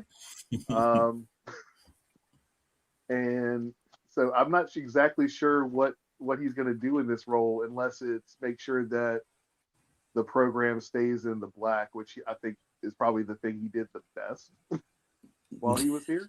Yeah. So I don't know. Yeah, I know. It'll be interesting to see how that. I just have a hard time believing he's going to stay on over there after Sands is gone. Maybe I'm wrong. Maybe that's just a placeholder for now. We'll see. I know if I were a new AD, I don't necessarily would like the fact that the old AD is just hanging around, getting paid. That's part of the budget that I have to make back. I don't know. To me, it just seems like a weird setup, to be honest with you. Yeah, like I had no problem with like a transition phase, and I don't know if they just threw it on there and he's kind of, he steps away once the job is done. And they didn't really have a fixed time period for that, so they just kind of did a blanket extension for this emeritus role. But who knows? I mean, it could be something where, by this time next year, he's already, it's run its course and he's taken a step away from that. And it could be, we'll still see him in 2029, and that would be weird for a number of reasons, especially if, all the programs are having success and then he's just kind of walking around. And at that point, do you think he's taking a victory lap because he was able to see the end of this thing through, or do you think it's like a walk of shame because it got to a bad point and now someone else has built it back up? That's a great question. I think if he's honest, it's a walk of shame because he failed football. Yeah. So, but who knows? You don't know what his mindset's going to be. I just know they're paying that guy a lot of money. 1.6 mil is a lot of money to have the old AD hang around for 3 years. Yeah. It just seems a little illogical to me, but we shall see. When are you guys going to get around? I know I've asked this before. People are asking me all the last 2 days. When's the official Boundary Corner record predictions going to come out? In August? Is that when you guys are going to officially lock it in? I'm not doing it until maybe the week before the first game, until the week before VMI. So every year we have a season preview panel, and we talk about kind of all the big storylines that we've kind of come up with for the upcoming year. We bring on a bunch of other podcasters, some former players, people with some insider. Usually Dwight's on there with us, so we have a pretty good time with that.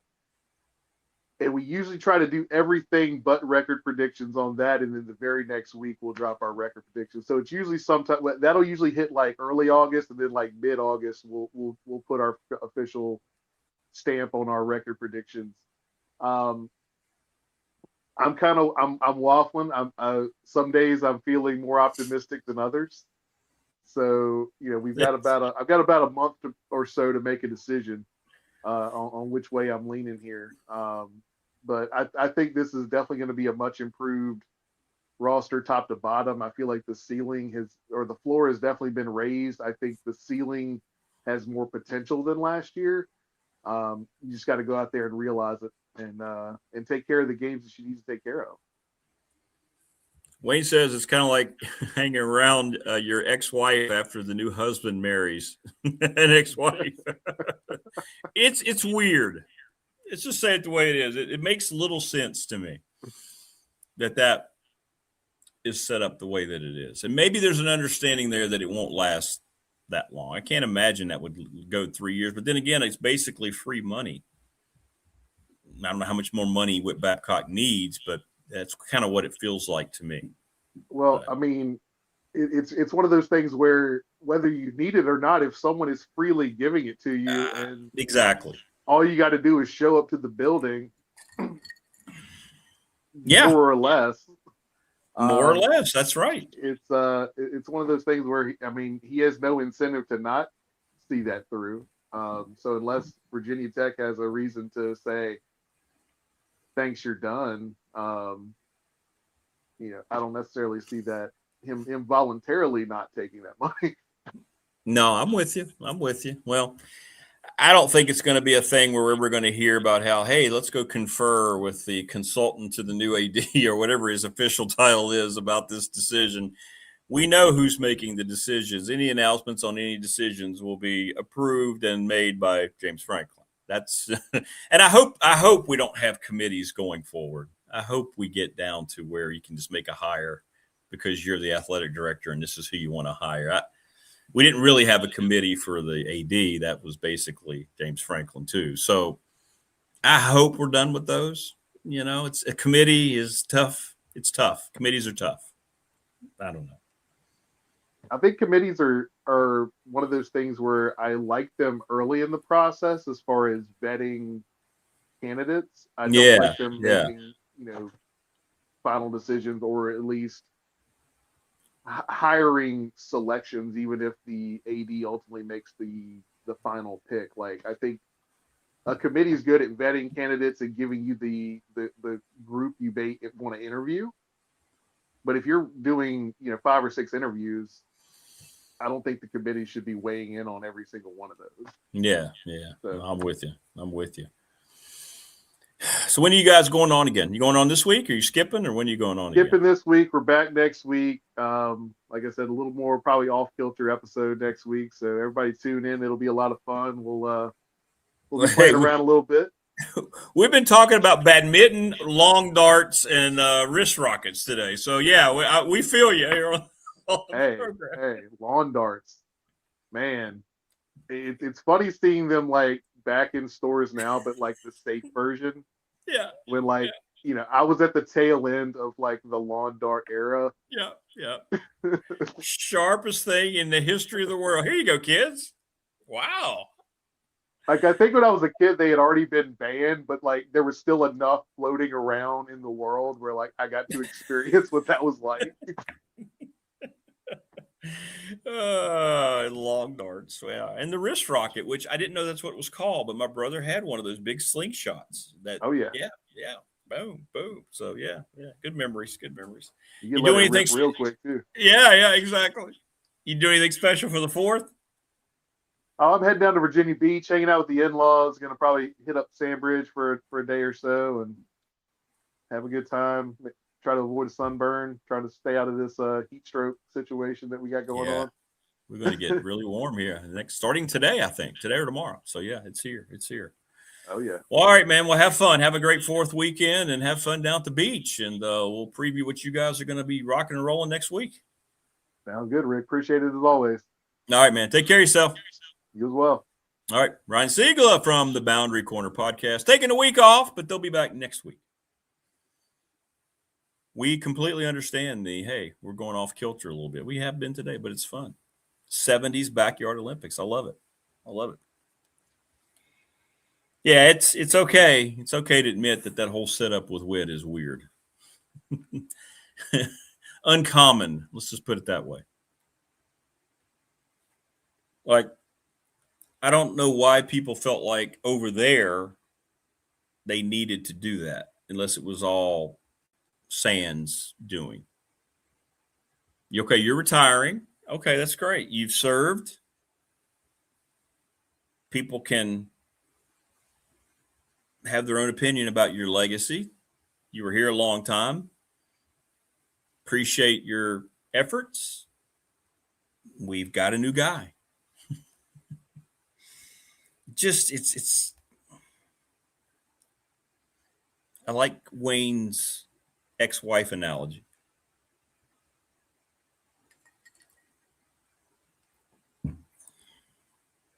Every other aspect that we have seen in Tech athletics since the end of the football season has led to a complete reconstruction. You didn't just take one wrecking ball to the athletic department configuration. You took a whole junkyard full of wrecking balls. And so now you're still trying to hang on to that. And I don't really understand the draw of that at all.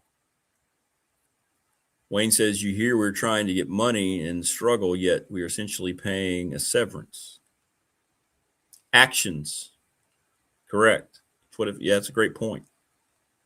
And this isn't attacking Witt. So I know people try to always frame things the way they want to believe it. This is just asking the question, is it really necessary? Is it going to provide dividends given the money they're paying him? They decided on Brian White. He was an AD for 8 years. He kind of knows the terrain.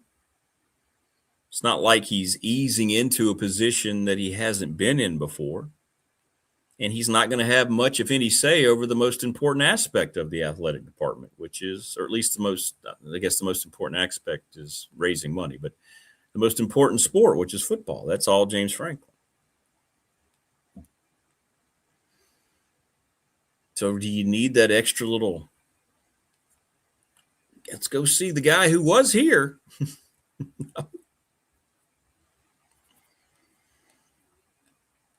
Yeah, if he's in charge of other sports, just say it. Why are they always vague and secretive? I understand the football part because they don't, again, you just look at actions. They're not going to sit there and release, hey, well, you pretty much know that James Franklin's doing it all right. It's his.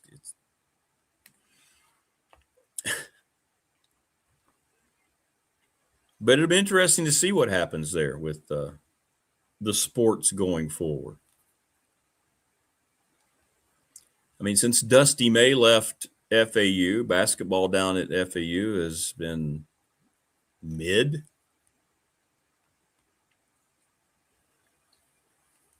The gentlemen they hired after that, they've kind of barely been over 500. I mean, they caught lightning in a bottle with a really good head coach and a Final Four run who's now in the NBA. Got a national championship and fled to the NBA. So his trajectory was pretty fast, pretty swift. Morris says they are not vague about separating us from our money.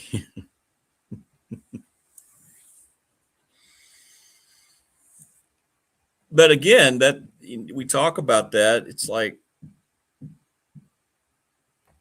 if you're somebody who donates, don't you have a right to ask that question and have it answered honestly? Why is this money going there?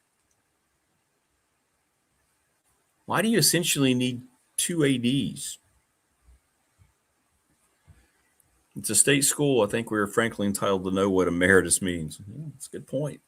Especially if you're like, to Wayne's point, when you're having the constant ask over and over again for more,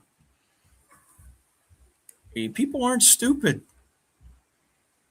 I think sometimes there's just this insinuation that people just don't research or don't have questions. The people you're counting on for your new business model to succeed, how about treating them with respect? Come at them with the type of acknowledgement and respect your fan base like you expect and demand of them on the other side. It doesn't mean if people ask questions that they're questioning you. They just have questions. See, that's also something that people, like, you can ask a question about a decision and it doesn't mean that you're necessarily questioning that decision. But okay, so you're saying this is happening. Why do you think this is important? Talk to me about that. I would like to know. I'm one of your target folks. I'm a donor. I'm one of the people that you're going after.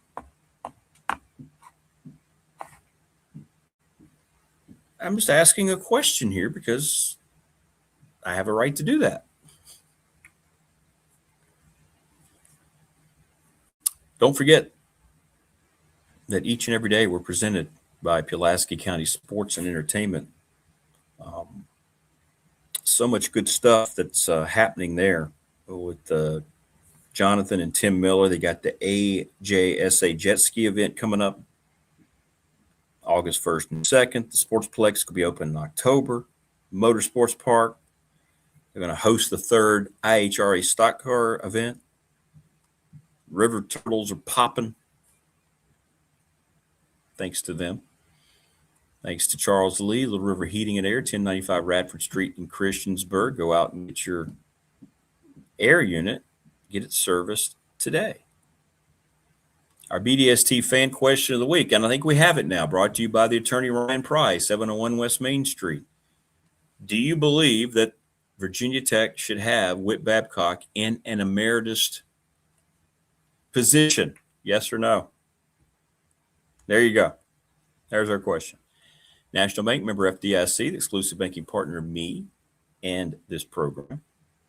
Professional Door Incorporated starts year 40 tomorrow, and tomorrow we start telling you about the awesome stuff they're going to be offering their customers to celebrate 40 years. You don't want to miss it. Check out your garage doors and get ready to make a call or two to Professional Door Incorporated, because they're going to help you out with your pocketbook.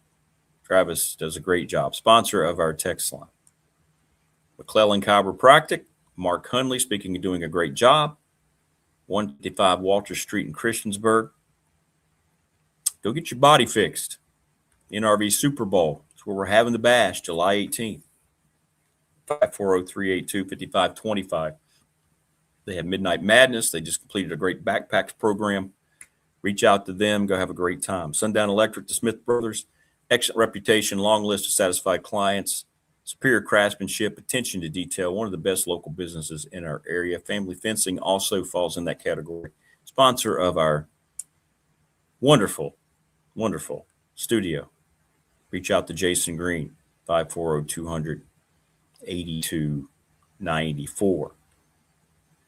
ReadySetFund.com. It's a series of text messages that can raise money within a week. They just raised $4,300 for the Floyd County girls softball team. ReadySetFund.com. Reach out to Bob Christ, BOBCRST11 at gmail.com. And I believe that's everyone. And Brandon at Top Shelf Apparel. Morris says, emeritus is an honorary title given to a distinguished professional, typically a university professor, who has retired from activity, but is permitted to retain their highest rank as an honor. Morris says, very good. Wayne says, very good, Morris. Don't think that Tech still pays those professors. That's true. So in other words, it makes 0 sense. And people are discussing it here. Like, when you talk about it out loud, when you can usually go, it doesn't really make any sense, does it?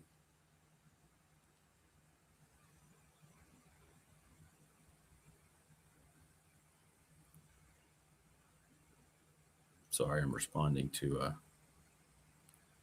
couple of Professional Door texters. Wayne says, heck, I think Whit is a nice guy.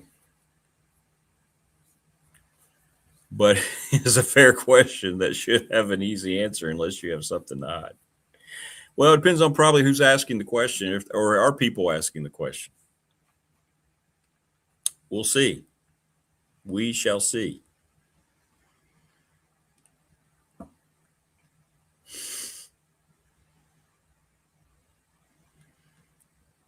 Strange is a good word.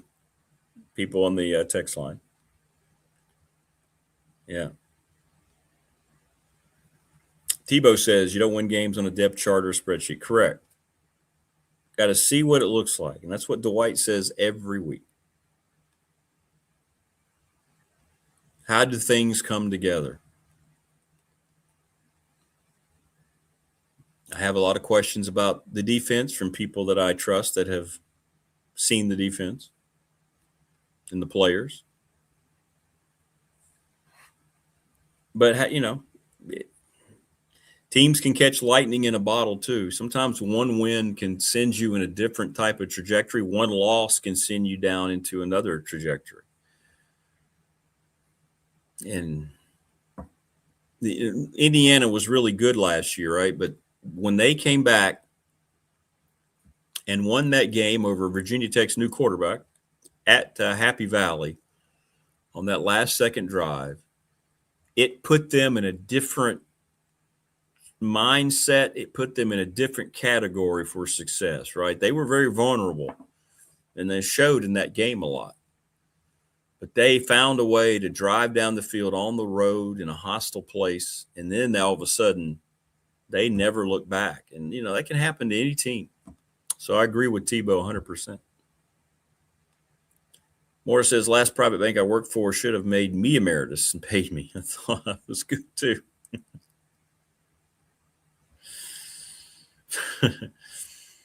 Wayne says, got to pick up victories at the beginning of the year to keep momentum. Yeah. And it helps with guys' confidence. It helps with the new coaching staff's confidence. It does. The question I've heard, who was it? Was it maybe Jerry Rice? Jerry Rice or somebody said something like, the question I always got was, what did I have to have success first? Maybe it was Bill Walsh. It was a 49er related. I think it was Bill Walsh because I read that book, his book. Do you have to have confidence or success? And I think Coach Walsh is something like, you have to have a certain amount of confidence without ego to be able to approach things with your knowledge and how you think things are going to lead to success. But then once you have success, it's easy to go out there and always apply that confidence. So it's not a simple answer. And I think that happens with a football team. Tebow says the D is young, and I'm with me. Yeah, I agree. Biggest concern. Yeah, I just haven't gotten great vibes from people that have seen the defense. Low Country, we've talked about the Maryland game a lot. It is the trigger game, 100%. I agree with you. It is the trigger game because you expect them to be 2-0, and that's a road game. I know it doesn't feel like it, but it's still a Big Ten team and a desperate Maryland program. They are in a trend. Folks, that program is under a lot of scrutiny from its highest donors, from university officials. That whole Big Ten thing to them, it's been, I guess, financially good to them, although I'm sure they're running in the red. I think they are. But they have not added anything at all of worth to that conference. And I think Big Ten people are wondering why in the hell they added Rutgers and Maryland solely on TV market grab. So it is a desperate game for Maryland and that program and their head coach. So that's the huge, huge game for me. And they do, Tebow. They got a good quarterback returning. They've got a pretty good line. They've got athletes. They've got Big Ten caliber players. But they just haven't. And they're that team that sometimes you see them in the Big Ten, like you're sitting around on a Saturday, Maryland's at Michigan. Oh, they're ahead in the fourth quarter, right? So they have the capability, but boy, it's a huge year for them. And everybody up there knows it. So that game for Tech, who's trying to build something under Franklin, that's the first test. There's no doubt. I mean, you're not going to be tested at all in the opener. It's another reason. Why is it at night? I so wish that would have been JMU. And should have been JMU. And I mean, I know ODU has given Tech some bad losses. 3 really bad losses. Last year's the worst. But you figure they lost a lot.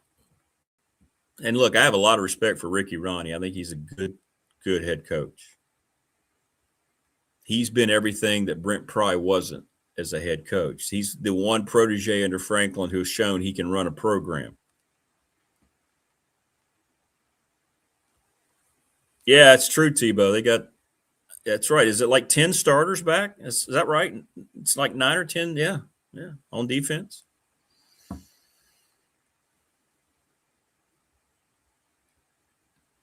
Yeah, the bowl game that You sent J.C. Price out there with, we've been talking about these childhood toys, sent him out there with one of those plastic guns that had the darts in a gunfight against Maryland. Remember, Tech was so depleted.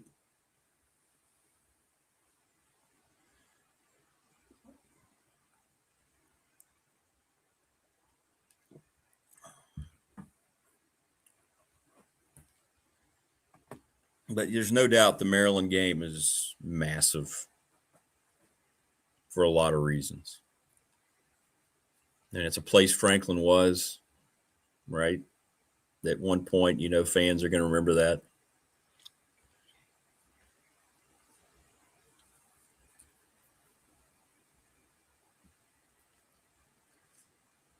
It would be a Power 4 win on the road, something Tech hasn't done. I mean, it would count. You're Big Ten. You're in the Big Ten.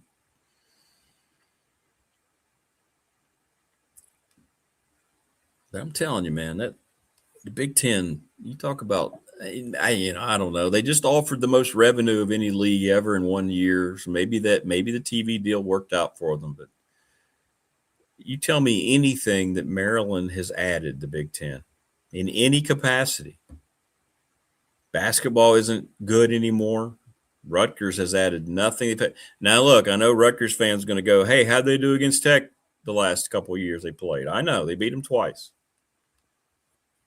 But that was a different program for Tech. And Loxley, no doubt, Tebow, he has really struggled, but he's always had a good quarterback. He's always had athletic teams. I think he's shifted into the pay-for-play era okay. There's a lot of talent up in that area.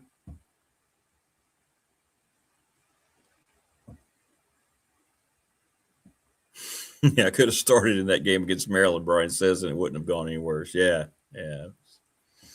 That game was like when Tulane played Tech in that bowl game. For Tulane, Tech, you remember how Tech was against Maryland. That's the way Tulane was when they played in the bowl game. Yeah, is that Bird Stadium, Tebow? I have been there. Basketball arena is really nice, but it's a shared building. But yeah, I have been around the football stadium.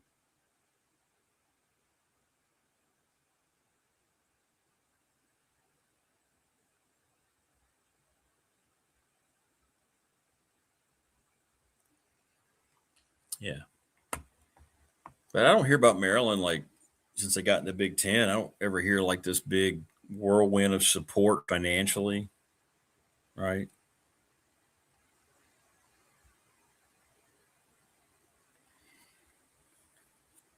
I don't hear about a fan base. I mean, Mike, well, you know what? We'll talk about this with Mike on Friday. Mike covered Maryland for about 20 years. He knows about it. We'll get a vibe. You know what? We'll do that. We'll kind of get an early preview on what you can expect from Mike. Remind me to do that on Friday.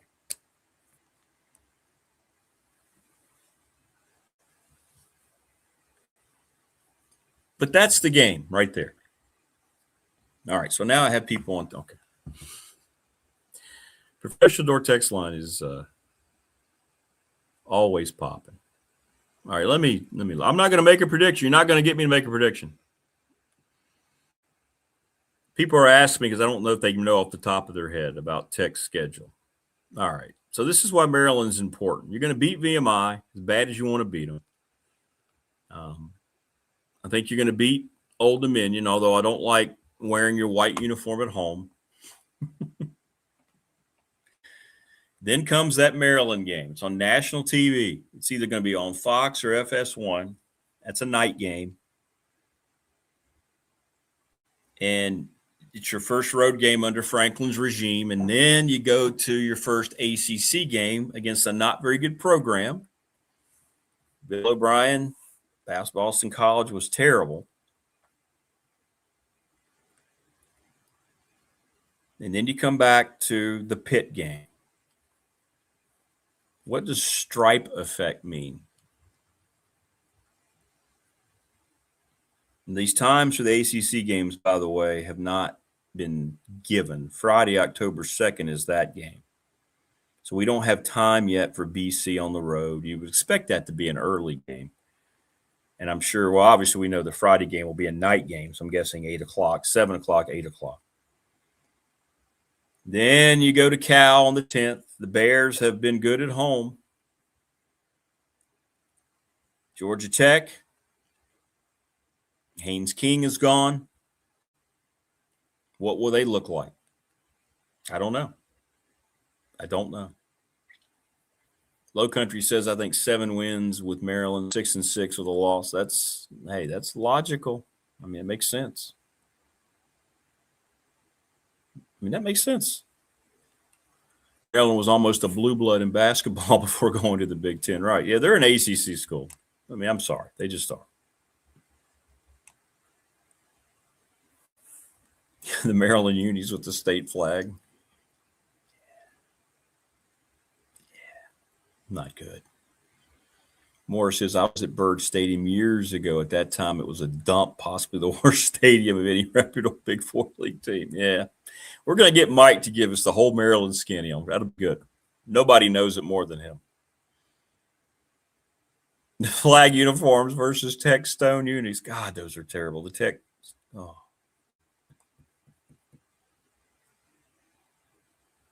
So you have Georgia Tech on the 17th. At Clemson on the 24th. That feels like that would probably be like a 3:30 game. At SMU on a Friday, that's a night game, November the 6th. Stanford in Blacksburg on the 14th. Okay. At Miami on the 21st of November, probably a night game. And then, of course, the Virginia game at Lane Stadium. So that's your schedule, those of you who are reaching out on the text line, if you didn't know it already.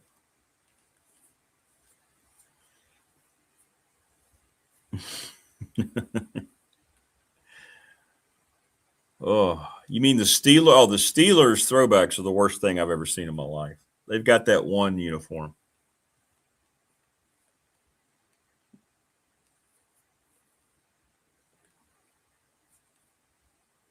What is stripe effect for the Tech game? Does anybody know? Like, I generally don't know. What does that mean?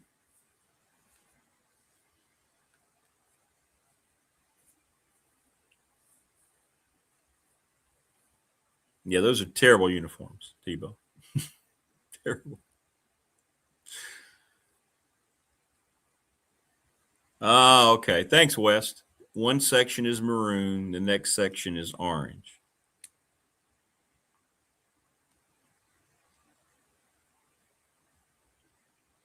Is that something fans get excited about? Sections of stands, alternate colors. I guess it looks cool at the start of the game. Does it stay together at the whole game? Well, they give out shirts. Is that what it is? They give out like shirts or things they hold up, I guess. Steelers throwbacks look like a bunch of guys that escaped from Alcatraz. They pretty much insist on wearing them, don't they? Almost every year. I don't know what those are going to look like going forward. Mike Burnup's coming up here just a little bit. I think Mike's down at his beach house in Florida, if I'm not mistaken. I think that's the case. Finishing up June today. Always a little kind of a ominous day for me. Also, it's a happy day in some sense, but today would have been my parents' anniversary, or is my parents' anniversary. I miss them terribly. But on June 30th, what would it have been? I don't know how long it would have been. 60-some years of marriage. Yeah. Hope they can spend some time together today. They need to give out shirts, especially for the whiteout. I don't like whiteouts at home. I'm never going to sway from that. You should never wear your road uniform at home. You're at home. If you want to do a whiteout, let the crowd have the white T-shirts like Low Country said. Your section is assigned a certain color. Okay. Oh, I remember those unis, Ryan Pry, the attorney. City flag, light blue and yellow. Didn't the helmet kind of have like a Michigan vibe to it too? If I'm not mistaken. Pretty sure. It would have been, I'm trying to think, Dad, it's hard to believe Dad's been gone 8 years. Wow. The 22nd of June marked the third anniversary of Mom's passing. I'm trying to think here. Yeah, that would have been about right. 62 years. I think today would have been 62 years they would have been married. They would have been married. Yep. Joe says, I remember you could go to McDonald's. It was just 50 cents for a Big Mac. Yeah. Yeah, you could go eat $3. Take out your lawn money, your lawn mowing money.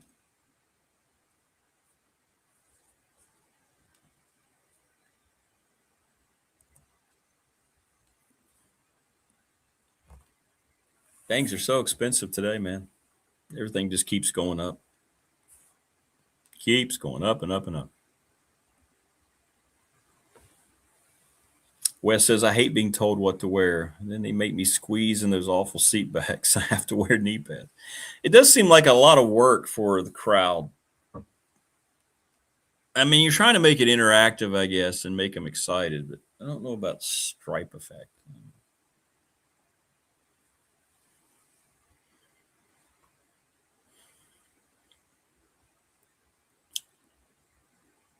I don't know. Do those games still have an impact? I don't know. Do they?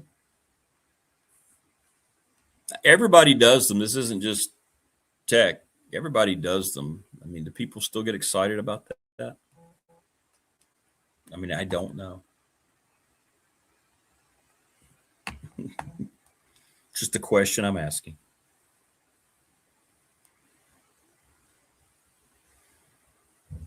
Baseball cards, 4 for $1, man. I know. You walk into Dublin Pharmacy, grab your 4 packs for $1. Few things were better than that vibe, man. I remember holding the packs. Those wax packs. Yeah, I always had the big baseball. Topps baseball and have the year, green, blue, red, whatever color the packaging was. And I just remember sitting there. You could feel the gum in the back. And I just remember like you would revel in it, man. I don't want to open them yet. I want to, but I don't. I want the anticipation to build. Sometimes you didn't. Sometimes, heck, what the heck? I'm going to open as soon as we get in the car. Sometimes you'd have that discipline, and then later on you'd go, hey, those 4 packs are still sitting there on my nightstand. And I'd get out all my other cards, and I would, because I had them all by team at that time. I didn't have them by numbers. I had them all by team. And then you'd add new ones, and you put your doubles in the back or whatever. Man, those are great times. Simple times, right? But great times. Just buying a pack of baseball or football cards, man. And you'd be like, you get 12 or 15 in a pack. Now you spend $5, $6 on a pack, you get 4 cards. Yep. Joining us now on the program is that gentleman, Mike Burnup. His appearance brought to you by Louise Baker. What's up, Mike? How are you? I'm good, Rick. How about you? Good morning. Good morning. Are you on the road now? Are you down in the warm part of the country? I'm leaving Thursday after work. Okay, good. That's right. You got a 4th of July party down there. That's right. That's right. Yep. We're all set. We're all excited. Everybody's ready to rock and roll, and should be fun, and looking forward to it. Getting away for about a week. Oh, good for you, man. Good for you. Well, we've been talking a lot of different stuff today, like lawn darts, wrist rockets, badminton, croquet. It's that time of year, man. I know. Croquet. You remember playing all those things when you were? Oh, heck yeah. Badminton, you never see that hardly anywhere anymore. But croquet was fun. We used to play that in my backyard when I was growing up, and gosh, it had a little bit of a hill to it. And when it was dry, like it kind of is or has been, man, those balls would just roll and roll and roll. Yeah, Kind of it was a lot of frustrating. fun. It was a lot It of fun. was. Yeah, it was. Yeah, yeah, yeah. Good stuff. Good stuff. Thanks to Louise Baker team Long and Foster. So we've been looking at, people. I'm not going to make a schedule prediction yet. It's too early for Tech in terms of the record. But that Maryland game, Mike, it just seems like the one everybody's going to. I agree. First road game for James Franklin. You got to take care of business in the first two. But let's assuming that'll happen. Don't you feel like the Maryland game is going to be an early identifier for James Franklin's program in year one? Yeah, I think so. I mean, I think you got to get off to a good start, like you say. And obviously, Old Dominion after last year's disaster was something that they're going to look forward to, I'm sure, because he doesn't want to get beat by his assistant coach from back in the day. So that'll be big. But yeah, the Maryland game, Loxley's on the hot seat up there a little bit, and they're after him. So I know it's a big game for them. It's a night game. And so the Tech alumni in that part of the state are huge up there in that Nova area. And so it should be a great crowd, maybe more Hokies there than Maryland. You never know. But yeah, I think that is going to be certainly a game that you point your finger to and say, yeah, you need to get that one, especially against, Maryland and former ACC foe and all that sort of stuff. Yeah, I think that'll be a big one. What do you think's going on at Maryland? We've been talking about Maryland a lot here today. It's been strange, isn't it? They got into the Big Ten along with Rutgers. I don't think they've added anything to either conference, I guess, other than the TV market. What is it about Maryland football that doesn't seem to catch on? I mean, I know Tech doesn't play them very often. They played them in that lopsided bowl game where Tech didn't have any chance whatsoever, given their personnel. But what is it you think's held back Maryland football? It's not just the coach, I don't think. It's been that way, I guess, since Coach Friesian's been gone, right? It hasn't been very good. Yeah, I don't know what the deal is there. I mean, I don't know that they ever should have left the ACC, but they did for the money. That was the thing. And then they were so far in debt when they renovated that stadium way back. That was when we were playing them. One of the first games that they played after it was renovated was when we were there. And half of the suites hadn't even been sold. And so I don't know what the problem is. I don't know if it's the alumni. I don't know if it's the money. But now, obviously, they're getting a chunk of change from the Big Ten. So that shouldn't be the issue. But, yeah, it has been different there for a long, long time. The only one that remains is like the constant is old Johnny Holiday, right? The old broadcaster. What a great guy he is. And then Buzz Williams going up there. I mean, the whole thing is just kind of weird, They didn't really have an AD when he got hired. He worked directly with the president, kind of negotiated his own contract. So, there hadn't been a lot of stability, a lot of alignment, as James Franklin likes to say, up there at Maryland, and for whatever reason. But they got some nice facilities. They're in a great area of the country, but that league is pretty brutal. And I'm not sure exactly, other than TV, what they have added. Johnny told me once, because they always have to take time to visit with him. Radford's actually played Maryland several times in basketball. And he said, we went to the Big Ten, but the fans didn't come with us. Like, they understood the business part of it, but it's what you just said. They're an ACC school, and the fans say, we don't have any – we got no rivalries. We got no natural rivalry in the Big Ten. What are we doing? They understood why the decision had to be made, but he said that's never recovered. Fans just have not come back to that.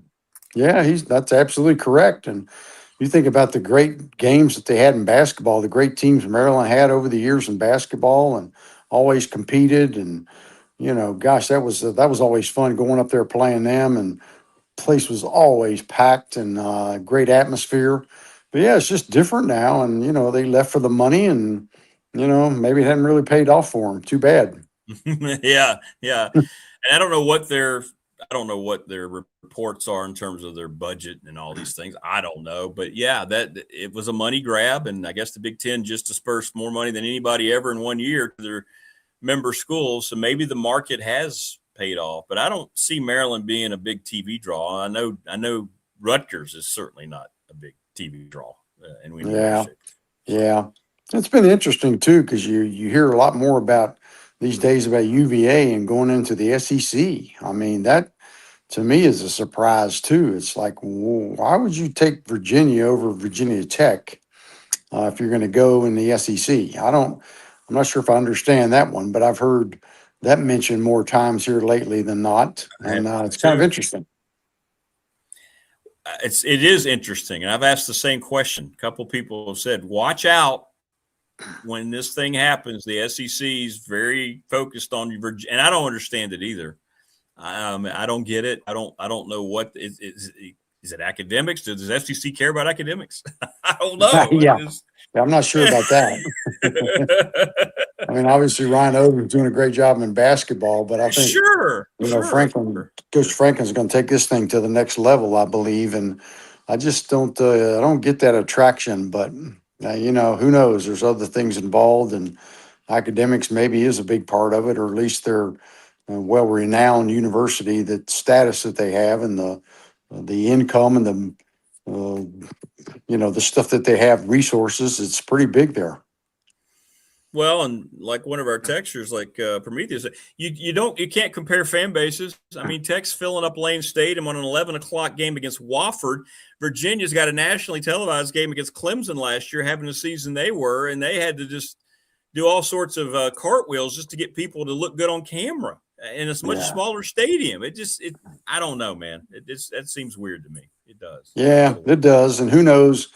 Could be speculation. Who knows? But I just think that for Virginia Tech, control what you can, and that's get it done on the football field, and good things will happen. And I just think that that's the way it's going to be. Now it seems like you're getting more guardrails up around the system with the 5-for-5 and the transfer issues, and hopefully that'll be good. But I really think until they get that collective bargaining like the NFL has, I'm not sure if it'll ever be great. But, you need to figure out stuff like that. And, these kids that opt out and don't want to play because they can redshirt, or coach might get fired, that stuff doesn't happen in the NFL. No. If you've played 15 games and you're out of the playoffs, you still got to play 16 and 17, right?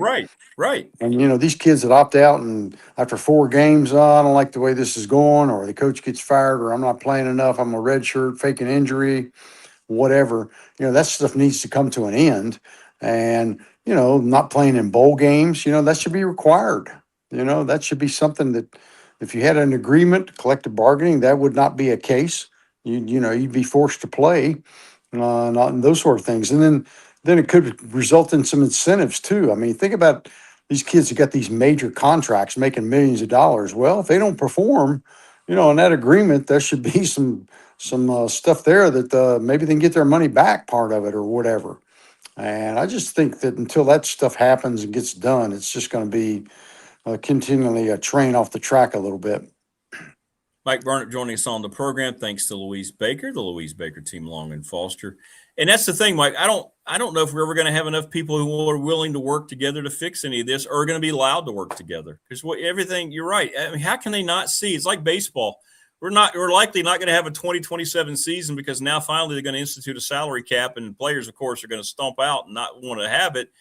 Why can't anyone recognize? Everybody's complaining about money, but nobody seems to want to try to move this pace along a little bit to try to put those guardrails, like you say, in place. It's crazy. I know it's too good to blow it up and mess it up. And those guys are making so much money, but I think they look at it and see that the owners are the ones that are just killing it, right? They're making so much money, especially in the NFL. And, Major League Baseball needs to have some kind of, obviously, a better system. But, yeah, I agree. I mean, you don't want to screw it up. It's just too good of a product. And it's just unfortunate for the fans, especially for the ones that are, paying to go to the games. And that's the thing. I mean, obviously you can watch them on TV, but these streaming services taking away some of that as well. It has. It really has.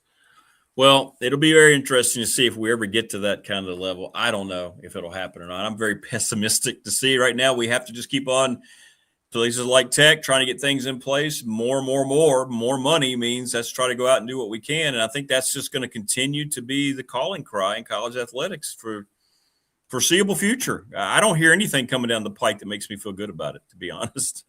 Yeah, that's true. And that's unfortunate. But, I think when you look at it like Virginia Tech, hiring Brian White the other day, that was a great addition to the staff. And I think he's going to be fantastic in fundraising and ideas to come up with more revenue and all that sort of stuff. I had a chance to talk to him last week a little bit after the press conference, and he's an impressive guy. And what a pedigree in that family, man! Oh man, it'd be nice if they could pull it off and get that Tennessee Virginia Tech matchup game back on a schedule somehow, somewhere down the road. Maybe if it's not like at Bristol, maybe in Nashville, maybe in Charlotte, just have a kind of a semi-home and home series like that. But I think that would be something that would be great too. But I think he's going to do great things, Rick. I think that was a big time hire. Hey, good news to start about this. I think we had spoken to you. Toby Lawal getting drafted. How cool is that? We had JD Byers on last week, and he said Mike Young was on his way to New York, and I kind of figure he said usually on round 2 they get tipped off early, so maybe he knew. So that's great, huh? To see him up there, the big smile. Toby's a great kid, man. That was cool. Oh, he is, yeah, and he does it the right way and very focused and centered, and wants to get better. And the thing about it is that most of those people thought he was going to go in the late, like 59, 58, 59, 60. So I think he surprised a lot of people when he went at 48. Yeah. So that was great to see. And, the little video they put out when he put his jersey on there as a Maverick. I mean, I think that's a great fit, being around Cooper Flagg and all that. Man, that could be a nice situation for him. And he's such a freak athlete, the way he can jump and just do some crazy stuff in the NBA. They love that kind of thing. He seems like the perfect roster filler, doesn't he, for the NBA? Hey, you need a guy give you 10, 12 minutes in a certain situation, especially defensively. We got a guy, right? He's never out of energy. Like you said, he's a jumping jack. I think he's a really good addition to that team. I really do. So. Yeah, I do too. And that's going to be fun to watch. And obviously Dusty May coming down, getting out of the college ranks, that's been another thing that was kind of a bombshell. There's been a crazy couple weeks, hasn't it? I mean, there's a lot of stuff happening. It really is. And you hear all the rumors about why he left Michigan that still might be coming. They won 2 national titles in the 2 major sports, and they've had nothing but controversy surround their program since then. I don't get it. Yeah. It makes you wonder what goes on behind the scenes, right? To be able to win those national championships. I don't know. The price you have to pay, and then do you disappear and you never get held accountable, right? That's right. Exactly right. But I think Dusty May's a great coach. I mean, he's won everywhere he's been, and I think he'll do the same thing down there and have a great run at it. And I think more and more of these college coaches may get out and go to the NBA. They're tired of dealing with that mess of the college. You're courting players. You win a national championship like he did, and the next day you're worried about your roster. Agreed. You're losing guys to the NBA, or you're losing guys to the transfer portal, and it's like you got to start from scratch. That's got to be so frustrating for these coaches. I think you're exactly right. You're going to see more high-profile coaches leave because they're already figuring, what the heck, this is now pro ball anyway. I've got all these limitations collegiately, right? Now I'm making a certain amount of money. We have a salary cap. We can go out. Why not just do it that way, right? I think you're going to see a lot more Dusty May exodus to the NBA here soon. I really do, 100%. Yeah. I wouldn't be surprised, a guy like John Shire, I mean, he's young and aggressive. He needs to win a couple national championships maybe, but I wouldn't be shocked to see that happen one day down the road. That's true. But it's got to be frustrating just dealing with that time and time again until they get some guardrails or a collective bargaining agreement. But why wouldn't you want to go to the NBA? All you do is coach, right? You don't have to worry about recruiting, fundraising, all that stuff. You just X's and O's, and you got more games, but man, you're traveling first class everywhere you go. Staying in the best hotels, that's not a bad gig.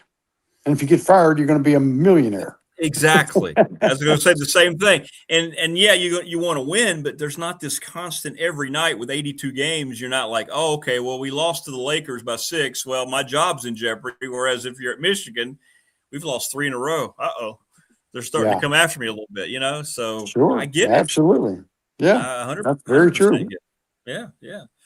Mike Burnip joining us on the program. Thanks to Louise Baker team Long and Falls. And Mike's ready to head out to warmer climate. What a great place to celebrate the 4th, man, down at the beach in Florida.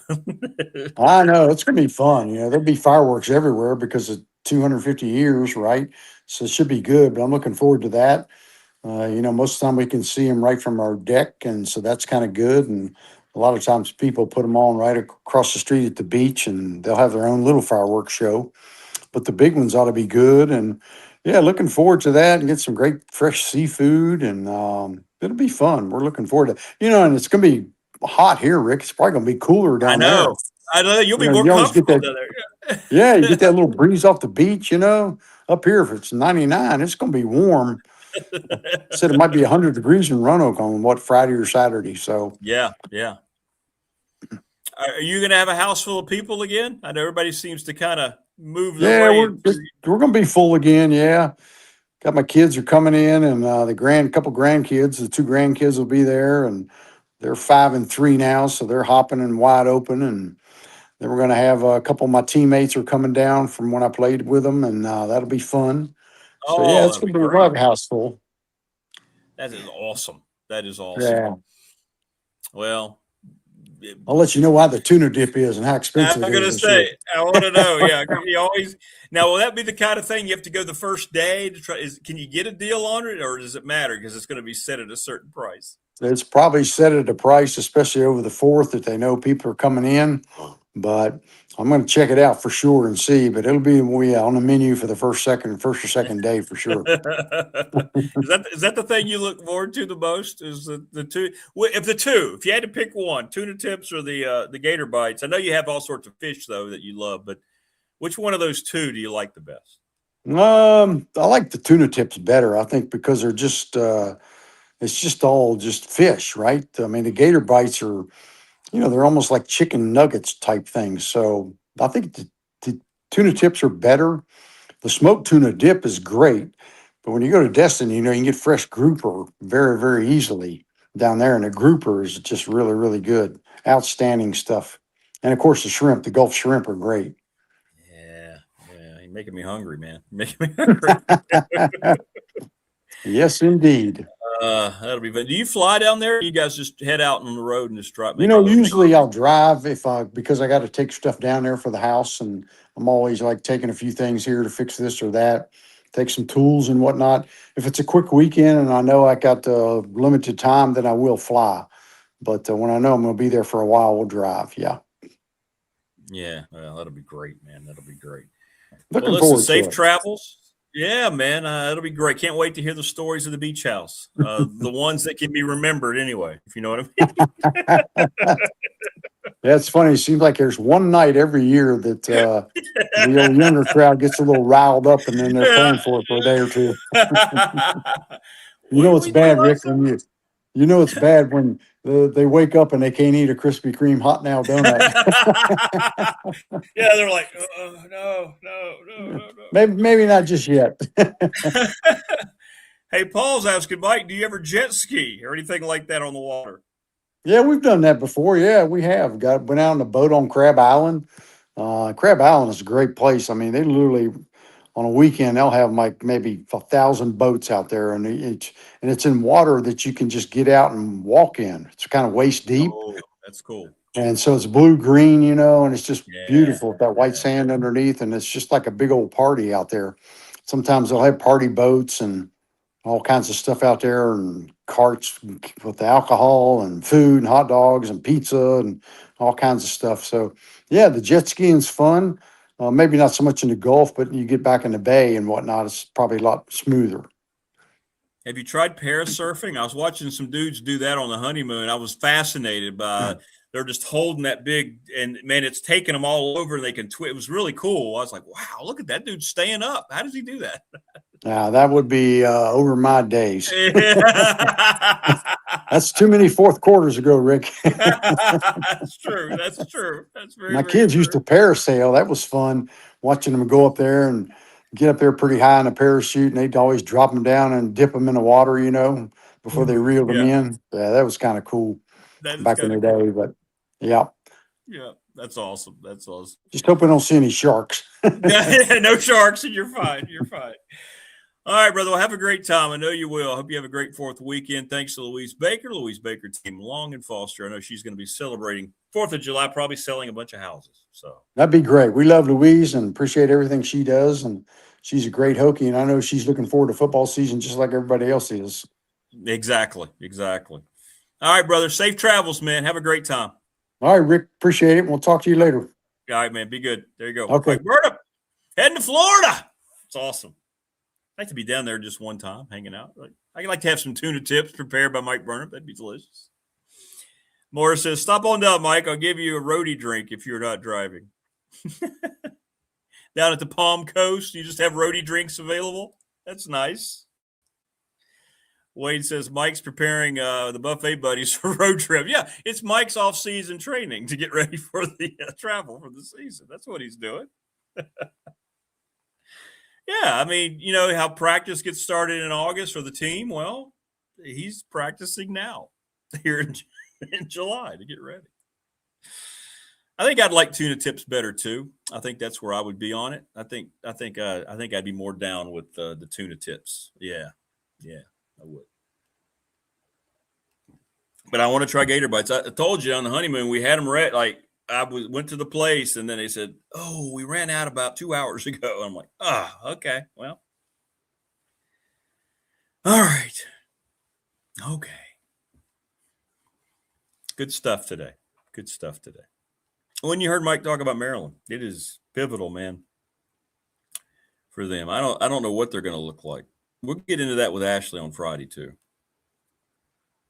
They are a curious examination, Maryland, not just football, but Maryland athletics, since they moved to the Big Ten. Good broccoli and salads down there too.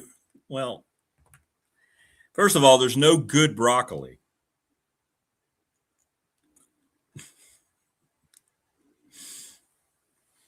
But Johnny Holiday told me that. He said, Rick, it's the best line. He goes, Maryland made the necessary move, the business move to go to the Big Ten, but the fans didn't come with us. I remember him saying that. We were on press row before a game, and I always want to hang out with Johnny. He's great. One of the best to ever do it. And I was like, I think I used it on the air. What's up, Muriel the Bunny? Please subscribe. That I think describes it perfectly. It's not a fit, man. Maryland, the Big Ten is just not a fit. Rutgers in the Big Ten is clearly not a fit. You know what I'm going to do? I've had a lot of people. Okay, so people on the professional door text line. What did you say? UVA to the SEC? No, it's not. But Mike's right, and I've heard that over the last month. You know what I'll do today? I'm going to reach out to Big Ten guy today. Big Ten guy knows a lot. Big Ten guy has not been wrong, by the way. And I'm going to ask him, what's up with why the SEC? Why is that true? Why would the SEC want Virginia? Is it Big Ten? I understand completely. Thank you, Bunny. Appreciate that. That's awesome. Come back. Be with us. We're here every 6 to 8:30 live every morning. Weekdays. Big Dog Pop on Thursday. We talk about everything else other than sports. Well, sometimes it segues into sports. Morris says, I could have anything ready, just need 30 minutes notice. Tuna tips are like sushi, but the smoked fish dip made right. Yeah, I'd have to have it. Yeah, I'd have to have it with something. Yeah.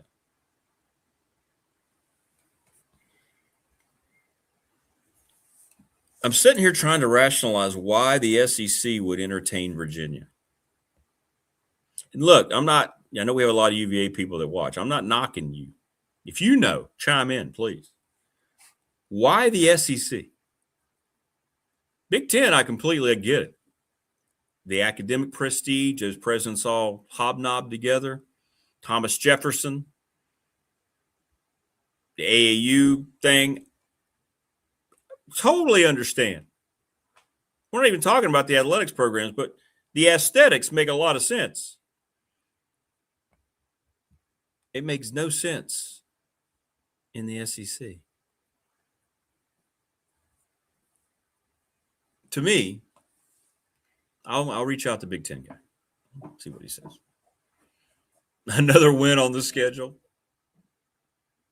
But I just don't think – but that's not what they're looking at. They're not looking to add teams just because it might make it – they're looking at the future expansion. And so counting Mike, that's about half a dozen people I've heard this from over the last 2 weeks.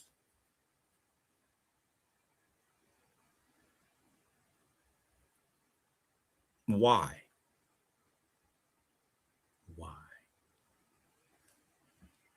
What's up, Dirk? What's up from Fort Bragg? Well, if you serve, Dirk, thank you to everyone. Vandy needs a rival, Wayne says. You think that's what it is? They're focused just on Vandy? I don't know. I don't get it. And many of you have already pointed out, I mean, you can't compare football fan bases in any way, shape, or form. There's a lot of things that UVA can try to claim that they have over Virginia Tech. They certainly cannot even approach the fan enthusiasm over football. Virginia Tech crushes UVA 10 out of 10 times. You talk about a total contrast now, just in your basic core thing. There's no bigger contrast in Virginia Tech football athletics than Virginia. Well, I'll say football, because Virginia Tech basketball, they sell out JPJ. I'm talking about for football, there is no, you can't even try to defend it if you're a UVA person.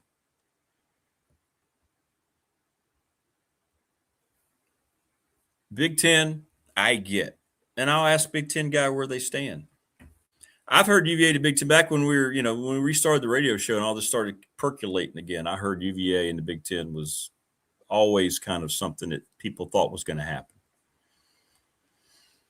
But SEC is something's out there, man, because that's now Mike's heard it.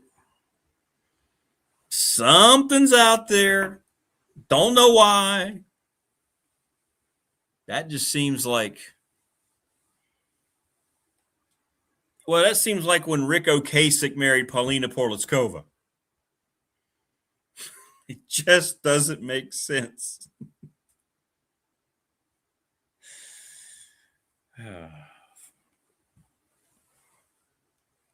UVA drinks more Zima than PT, Big House says.